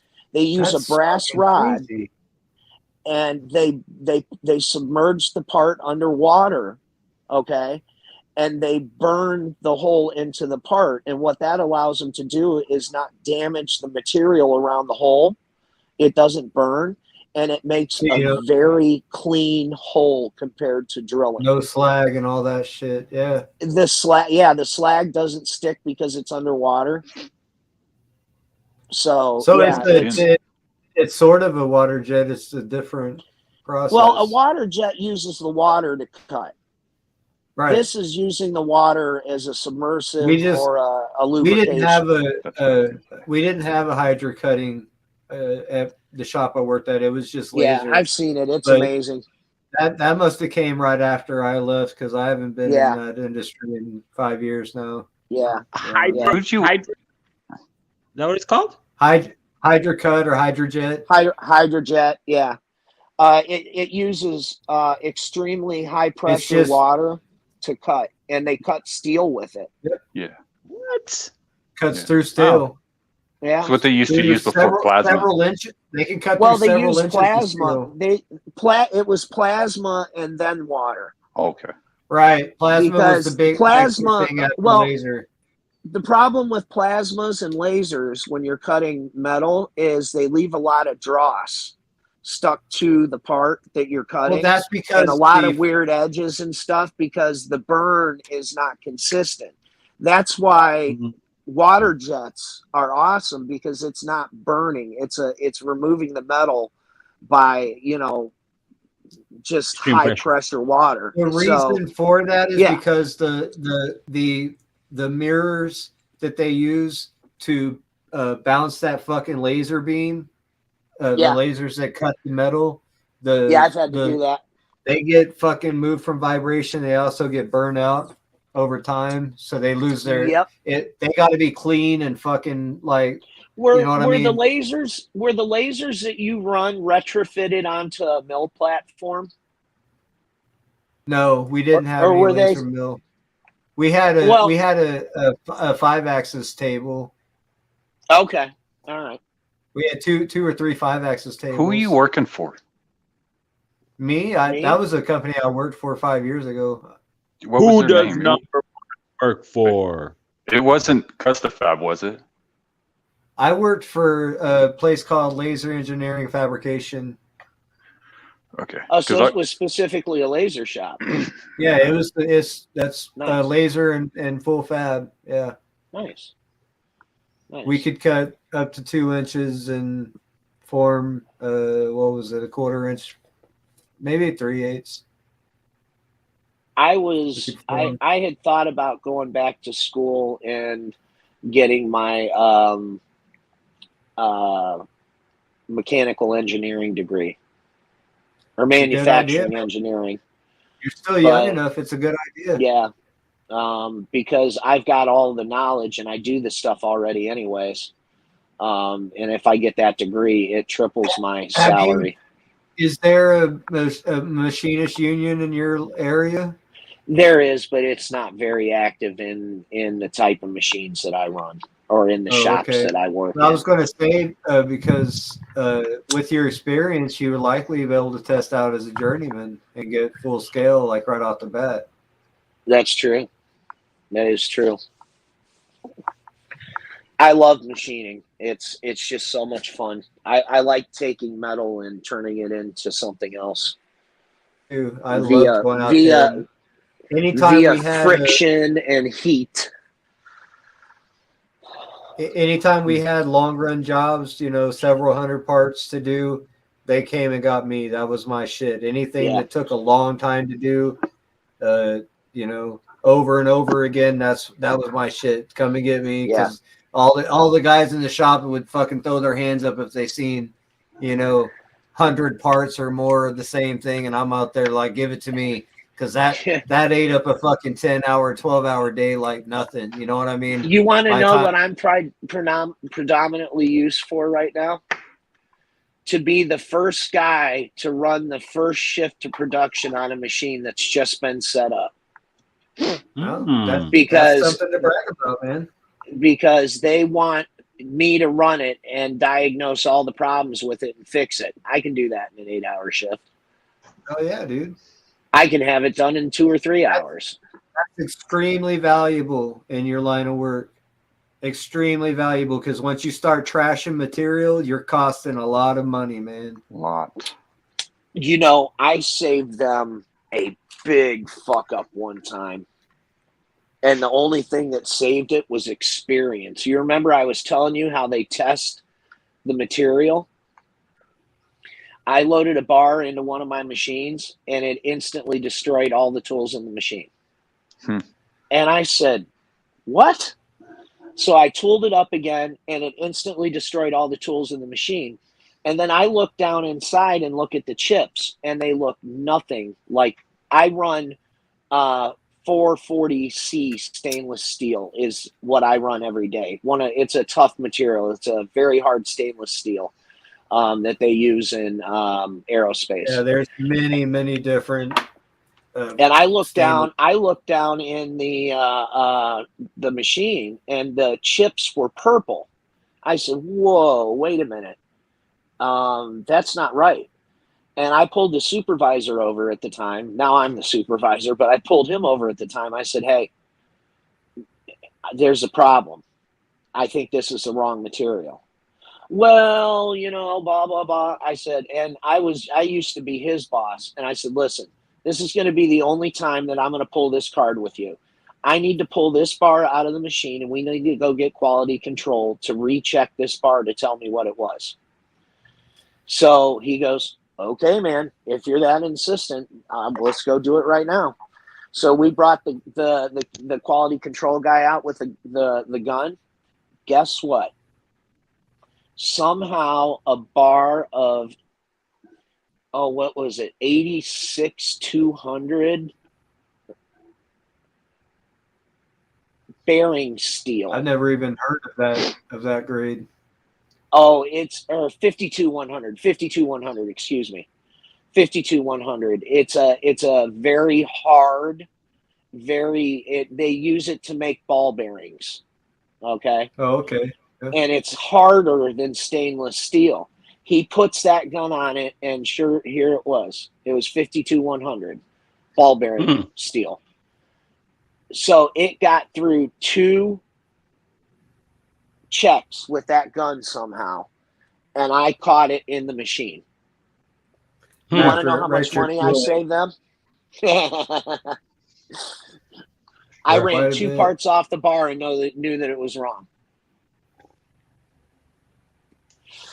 And it was a mix-up at the grinders. It had nothing to do with us. They tracked it back to where it happened, and they were grinding 52-100 in the same size at a grinder right next to it, because all of our bar stock gets ground for the type of machine I run.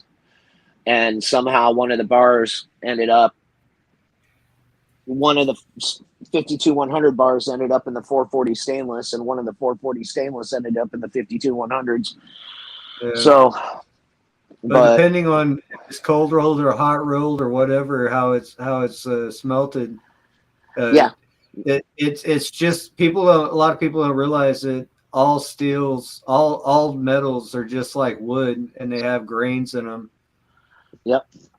And you may be turning it against the grain, if you're trying to bend some bar or something. Yeah. No, that definitely happens. I've actually run into situations where I've found crack bars.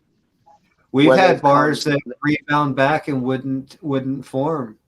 Wouldn't keep the form.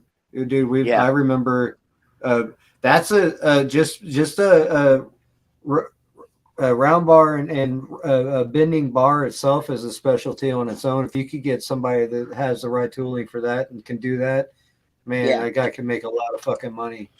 Well, our shop's geared up to run 440C stainless. We have all of our speeds and feeds dialed in and the tooling dialed in to, the jobs that we run. Seemed like you would do a lot more aluminum and shit and alloys. No. For the parts that we're making, they're the check valves that are inside the nozzles that spray the fuel into the jet turbine engine. So our tolerances are really tight, and we assemble the part fully. Inner parts. I worked on the outer structures, and what I mean. Well, we machine them both. So and then it's a grinding shop, so they do some grinding operations on them. And do some stuff, and then they assemble them together. Some of them go straight out to the customer. Some of them are assemblies that we have a test station that they have to be run through to make sure that they're working properly and the amount of PSI they're letting through. Right. It's kind of crazy. The aerospace industry is definitely one of the most stringent industries that I've machined in by far. I can say that, but I enjoy it. I like the challenge. I liked working with the I can't remember their goddamn names now. I'm so stoned. The guys that made like the fucking pens and shit. You know what I mean? The guys that would get into the drafting. Oh, the tool and dies. Yeah, makers. We get in there and fucking figure out, how big a fastener had to be to, you know what I mean? Yep. Lock two pieces of really thin material together and shit like that. Yep. That was a lot of fun. I've dealt a lot with the floor level engineers in my career, and I picked up a lot of. Yeah, you have to. I mean, so I've gotten really good at developing good rapport with them, and they tend to work with me real nice. And you know, the guy that I have right now is a good dude. I just kind of have to pull him aside and say, listen, you know, I've been doing this for 20 years. You've never done this. This is not going to work. You know, I mean, and then I say, that's all I'm going to say about it. And I go back to doing what I'm doing, you know, but Right. it's a smaller shop. I like that too, you know, a lot more personable. All right, I'm done babbling. That Hey, you're fucking weed good, is dude. good. It's Fucking nice to weed talk is to good. somebody that, you know, has kind of the same background and same I just experience. like having intellectual conversations about anything, to be honest. Just people getting together and like, that's kind of what the idea is, right? For people to get together and have communication and even talk about stuff that they disagree on. Not yell at each other and Talk. call them names, Yeah. but actually Right. talk. You know, and that's what I think is missing on a lot of these shows It's called on debate. YouTube. You know, yeah, debate. You know, it's needed. You know, you need to hear the other side of a debate. You can't just look at one side of it and be like, okay, yeah, that's it, that's the one. That's how And that's it. you know, I mean, so I love when panels are like this, when you know you've got intelligent people up here, and you can just be talking about stuff, and it doesn't matter what it is, and everybody will have something to be able to add in. It's great. You guys It are is. cool as hell. I agree. Well, it helps that all of us have done something with ourselves and we can actually add to the conversation. Yeah. We don't sit on the couch behind the computer, keyboard Yeah, warring. I I'm a always warrior. laugh when people, you know, accuse me of being some disabled dude that's retarded sitting at home. And I'm like, yeah, I program CNC machines. Oh no, Idiot. hey, I'll tell you one thing, dude. Machinists in our city, in our state, they're the best paid motherfuckers around. You Right. That's the truth. A good machinist gets paid better than fucking anybody, man. Well, the best thing that I ever did when I was about 21 years old. No, I don't even know if I was 21 yet. I went to trade school, and I went to several. and the cool thing about that was the guy at the trade school had his own machine shop, and he liked me so much that after I completed all of his courses, he hired me. There you go. And I ended up working for this school and Dude, that teaching. speaks fucking and volumes, man. That speaks fucking volumes. You know? He was That the alone. biggest influence on my machining career. And what he would do is he knew that I was learning how to program. So he'd leave me these little puzzles every night because I worked night shift. I would keep his machines running at night. And or he would leave me a print and he'd say, write me the turning program for this, the finished turning program for this.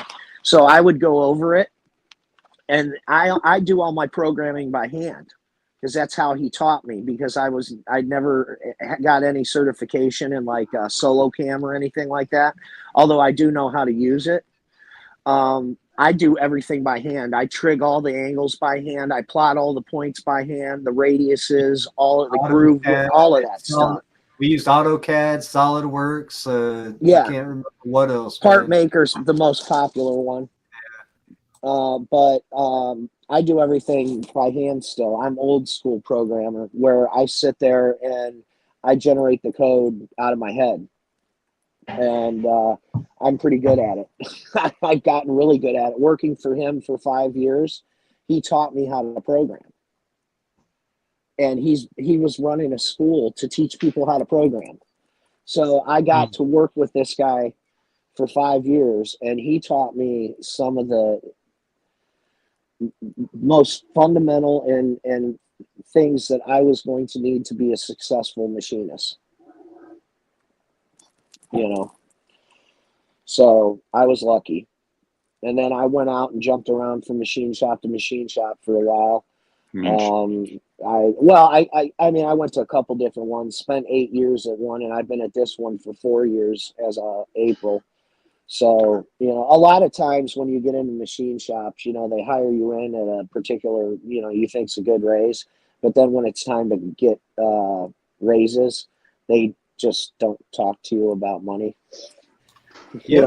So, and the only way you're going to make money is to go someplace else where they offer you more money. It's a toss-up. Shake the sugar tree is what I call it. Yeah. But I love the shop that I work at. They've been really understanding with me through my illness here over the last almost 2 years. The only way that works is if you're an actually a good employee. That's the one right. they Yeah. The company I worked for, they were the types, man. If you said, I'm out, I'm going somewhere else, they were like, well, fuck you then. Don't even stay your 2 weeks, get the fuck out of here. Yeah. Fuck later. So, but unless you were one of those key people that they definitely couldn't lose, then it was they took me to Twin Peaks. I don't know if y'all have ever been there, but it's a really shitty, I remember version you telling of me Hooters. this story. These girls are dressed in negligee instead of just titty shirts. You know what I mean? They look like they're mountain men. They're freaking flannel and really, really short Daisy Dukes. Yeah. But they unless you were a pinnacle, a key person, Yeah. They didn't try to keep you.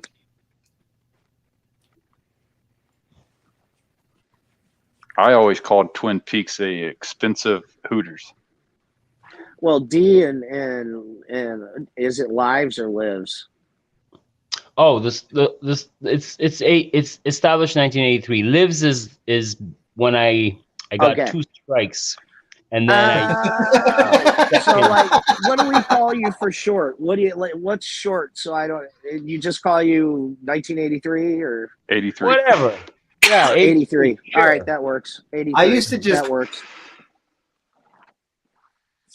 I actually dig Before I what knew his you and name. D doing working for themselves. Well, I work for my family. My grandfather, Well, he does I mean, all kinds You're in a of stuff. family business. That's cool. That's awesome. That's a whole other thing. Yeah. Yeah. I mean, he's the one that taught me, and he's getting old, and so I figured that I'd help him make some money before he passes away. It's really, Well, good I'm going for to you. inherit it, so There you go. help him make it. So, might as well make Well, it that's worth awesome. it.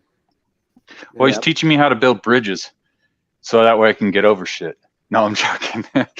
But so he's really known for that around here for the farmers.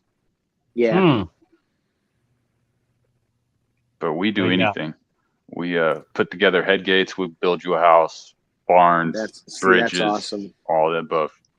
Do you have any experience in container homes? I noticed they've been. I know what you're talking about. It took me a minute. I was like, what? I've seen those. Those are fucking ridiculous. I have seen those too. I think that if you build them right, I think it'd be awesome. Well, that's it. Yeah. But just as a basic structure, right? Like just as I a. think it's a great idea. It's way better than wood framing, Well, you're still going to put wood on the inside. Well, you exactly. still got to put up walls and stuff like that, and you got to find a way to deaden the sound so you don't go nuts from the echo. Well, you're going to insulate it. You got to insulate it because it doesn't. you stick them underground, man. From what I've seen, whenever they use those containers and they cut out windows and stuff like that, they have to reinforce it or the container will collapse. Yes. Really? No, that's why you just stick them underground. Leave the structures, integrity. Cut your holes and fucking, connect them like fucking Legos underground, dude. If I ever move back to Tornado Alley over there, I am going to put one of those containers in the ground for storm shelter. Oh, hell yeah. We used to. I got a question with those. Wouldn't you have to sandblast them and epoxy coat them or something like that to keep them from rusting? They're aluminum. They're already. Yeah, you got to think that they're made for aluminum. They're made for taking. To put on an ocean liner, so the salt's gonna get on it, so they're already got a coating on it. Okay. And you don't even have to. Whenever you insulate them, the best way to insulate them is spray insulation. Yeah. And foam. Yeah. You don't even have to do anything special to it. You can just Nice. go ahead and spray insulation. Nice. What do you think about this mini home craze? Yeah, the tiny homes thing, the whole tiny home thing. Yeah. I will bring up. I'll bring up the fact that they'd be cool in Arizona, maybe. Well, if you have 3 children and you're a growing family, maybe it's not your thing. But if you're a single person and you want to just downsize and live a minimalist life, hey, to each his own, whatever. Yeah, right. Some of them are pretty cool. Get one of those Murphy beds in there. You know, you seen the Murphy beds there where it's hold it down. Yeah, but it actually has the shelves that stay leveled, so you can actually. You ever seen those? Leave stuff on there, yeah. Yeah, but I'm the kind of guy that could be happy in a little log cabin in the mountains and just be fine with that. That's basically a tiny home. Exactly. I was going to bring up the fact that they've been living in small apartments over in Japan and China for years, decades, generations. They don't even have apartments. They've got beds. Sleeping rooms. Yeah, they've got like cubicles that they can sit in and lay down in. But in America, it's go big or go home, right? Just like Texas. Everything's big in Texas. America. Fuck yeah. Bush coming to save the motherfucking day, yeah. America. Fuck yeah. I think that was a trigger word. The one thing I really took away from that movie was the whole AIDS, how they made fun of AIDS, right? Oh, yeah, wow. You know, okay. You remember that, right? Yeah. Yeah. Everybody's got AIDS. AIDS, right? Yeah. And I'm like, how can they make fun of something that's so serious? Well, what do you know? It turns out AIDS is a hoax too. So there you go. You know? Well, I want to point out something else. They actually contribute George W. for solving AIDS. Did you know that? No, I didn't. Yeah. So I was listening to the presidential last speech, and he said that he's going to cure cancer like W cured AIDS. I don't know if it's going to happen, but that's what he said. Exact words. I was like, get the fuck out. I didn't even know. You know what they should do with that guy? Every time he comes off from being in front of people, they should hit him with propofol and put him to sleep until the next time he's needed in front of a fucking camera. How do you know that's not what they're doing? Well, I mean, I don't, but that's just my thought on the whole thing. Damn. He used a big word too. I gotta run to the bathroom. I'll be right back. You guys excited about Uncle Donnie's return? Is he actually gonna come back or what? Fuck no. I hope not. If he does, we're fucked. Oh yeah? Because think about it. When Egypt, right? They turned over the government. What was that? 2017? Yeah. Yeah. Okay. Before that happened, they tried to do it. I think it was 2000 and now I'm just going to throw out a number, but they tried to do it. I'm going to say 5 years before that, and it didn't happen.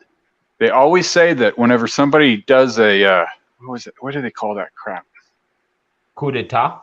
Yeah, it has a different word for it. Anyways, overthrow of the government. Yeah. Whenever somebody tries to do that, the first time it might not work, the second time it always does. Look in history. Huh. And I really think that if he gets back into office, we're fucked. It'll be it, huh? Yeah. Well, and when it comes to that, I try to stay away from the conspiracy theories and only things that I can prove. Yeah. And I had a problem with him, how he acted after he lost the election. Just one? Just one problem? I had a problem with him before he even got into the office. I understand that, but I thought, in my opinion, he was doing okay for the country. There was a lot of bullshit surrounding him, but, you know, I was comfortable, things, you know, whatever. But when he lost the election, I think he showed his true colors, and all of the disinformation that was put out there, all of the bullshit lawsuits, and the January 6th and all of that shit. That was it for me. Yeah. That I was your red told. pill moment. What's that? That was your red pill moment, Nick. Yeah. I was told by a couple of friends in Israel that if Hillary would have got into office, we would have been in war within 6 months. Yeah. So I was kind of grateful that Trump got into office. You know, it was the lesser two evils. Yeah. But he's no Reagan. I've been saying that since he first started. He ain't no Reagan. The truth. And Reagan wasn't all that good in the first place. So No, Reagan was an actor. yeah. The war on drugs is a band-aid. The war on drugs is Smoke screen. It was a smoke screen what was going on in the United States at that point in time. Fuck The war on drugs. The war on drugs was one of the most racist things that has been done in this country in a long time. Since slavery. Agreed. Yeah. I'm sorry. I'm just gonna say it like it is. Mm-hmm. You know, more African American males went to jail because of these fucking drug policies. Prison. Anyone else on first prison. Offense. On first. Get caught with a gram of cocaine. Yeah, it's a felony. Oh well. Get caught with crack, and you were going to jail for years. 20 years. Yep. 20 to life. Mm. Sick. It's all sick. Yeah, it really is. So the moral is don't smoke crack. Don't smoke crack. Don't do drugs. Drugs are bad, okay? Drugs are bad. Right. In summation, don't smoke crack. You said that as I was hitting my joint. I found that and ironic. if you're going to do drugs, go ahead and pass it my way, too. Yeah. My thing has always been, if you're going to do drugs, make sure they're good drugs. No? Right. My wife is a nurse, and she's always told me this. Everything's good in moderation. It fucking blew my mind the first time she told me this. Because she's never done a drug a day in her life. She drank. She doesn't even. I get her to drink one whole beer, and I'm fucking amazed. And she's drunk. But she tells me everything's good in moderation. It's the fact that I don't do it in moderation the reason why it's not good for me. Right. Can I answer Sil in the chat? Yes. Sil, yes, there was a big disinformation campaign out there against him, but he did some shit that was pretty messed up. Oh yeah. Even early on in his campaign, like firing Comey to try to stop the investigation into him. You know, I see the pictures of him and his daughter years before he was, running for president. Yeah. His name is on the rolls going to that island. Just saying. No, Sil, I get it. I get what you're saying, though. I never had a good taste in my mouth about Trump when I was a kid, dude. I never just was like, wow, that's Trump. You know what I mean? It was always like, God damn, it's him again. You know? Oh, I wasn't like Lil Wayne putting him in my songs and stuff like that, you know? Right. Well, rappers did it because of his Easy, money. baby. You know? That's why rappers talked about Trump, because he was about money. He's got money. Yep. Young Money. A million. But, You gotta to finish that point, because I started to say it, I never liked Trump, but I never saw him as a racist. No, I still don't. I can prove to you that he's not. I don't understand how they fucking... He's not. They fucking was able to manipulate half the country into believing that. You know what I mean? It's the media, man. Yeah. He's a king. Media. It depends on who you listen to. He's the king of false media. King of it. And he was also on Lolita Express. He was also, on the flight logs. You know what I mean? But You're I don't not think going to he's find I anyone. don't think he's a bigot. I don't think he's a racist. You know what I mean? No, No. I can prove to you he's not. You can find documentaries that African Americans have put out where they're saying that back in the 60s, the 60s, 70s, 80s, if you wanted to go get a loan from a bank, you're not going to be able to pull it off. So you would have to go to people that have money. Well, one of the first people that would give you the opportunity was Trump. He would give you the money. Yeah. And so when you would come back to pay him, say, okay, I agree that I'll pay you back in 3 years, your whole lump sum, right? Right. He's known to, when you gave him the check to give it, these African Americans would give them him the check. He'd say, well, how's your business doing? How's your life doing? Do you feel like you've bettered yourself? Blah, blah, blah, blah, blah. And depending on how they answered him, he would give the check back to him and say, what a nice working with you. Guy. What a nice guy. Yeah. I'm not saying that he's a terrible guy. I'm saying that his politics, he's not a politician. He has no earthly idea. Yeah. Oh, well, on that note, gentlemen, I think I'm going to let you go because it is.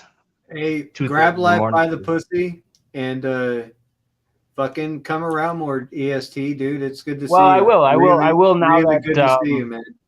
Yeah, it was fun. It's been a while since we've done this. So nice to meet you, Nick and DN. EST used to hang out on my streams for fucking hours and hours. We spent a lot of time talking about all kinds of shit. So back in the day when we had hours and hours. When you had hours to spend and I was just wasting my time. But dude, it's so good to see you, man. I was so stoked to see you in the chat. That made my fucking day, and it made this stream worthwhile for me. I'm glad I woke up. So thank you, boys. Thank you, gentlemen. Yeah, fuck about nice meeting you anymore and shit. Man. And till we meet again, as they say. Absolutely, dude. C'est bon? Cheers. Much love to you and your family, man. Yeah. Greetings from the province of Quebec. You know. Yeah. Quebec. Y'all can sit on the call. I'm probably going to go ahead and end this stream though, because I don't want it to be too long. Gotcha. I get complaints from people when they have a 3 or 4 hour stream they have to pick through. So to get clips. Talk about nothing. Y'all stay on the call. Y'all stay on the call if you like, and we'll try to get Angela in here and maybe play some poker or something, right? Hey, Treach, cheers. See you, and we'll talk soon. Okay. Peace out, man. Much love. Ciao, guys. See you. Much love to the chat, everybody in the YouTube world, Silent TM. Hope you can figure out Discord because I do see you in there. I did wave hi to you. I see you in the list. So I think you just got to figure out how to sign in properly. Maybe you got to verify your account through your email or something. Discord. But I see you in there in the Treach Streams Discord. So hopefully you can get active and all that. Peace out, y'all. Later.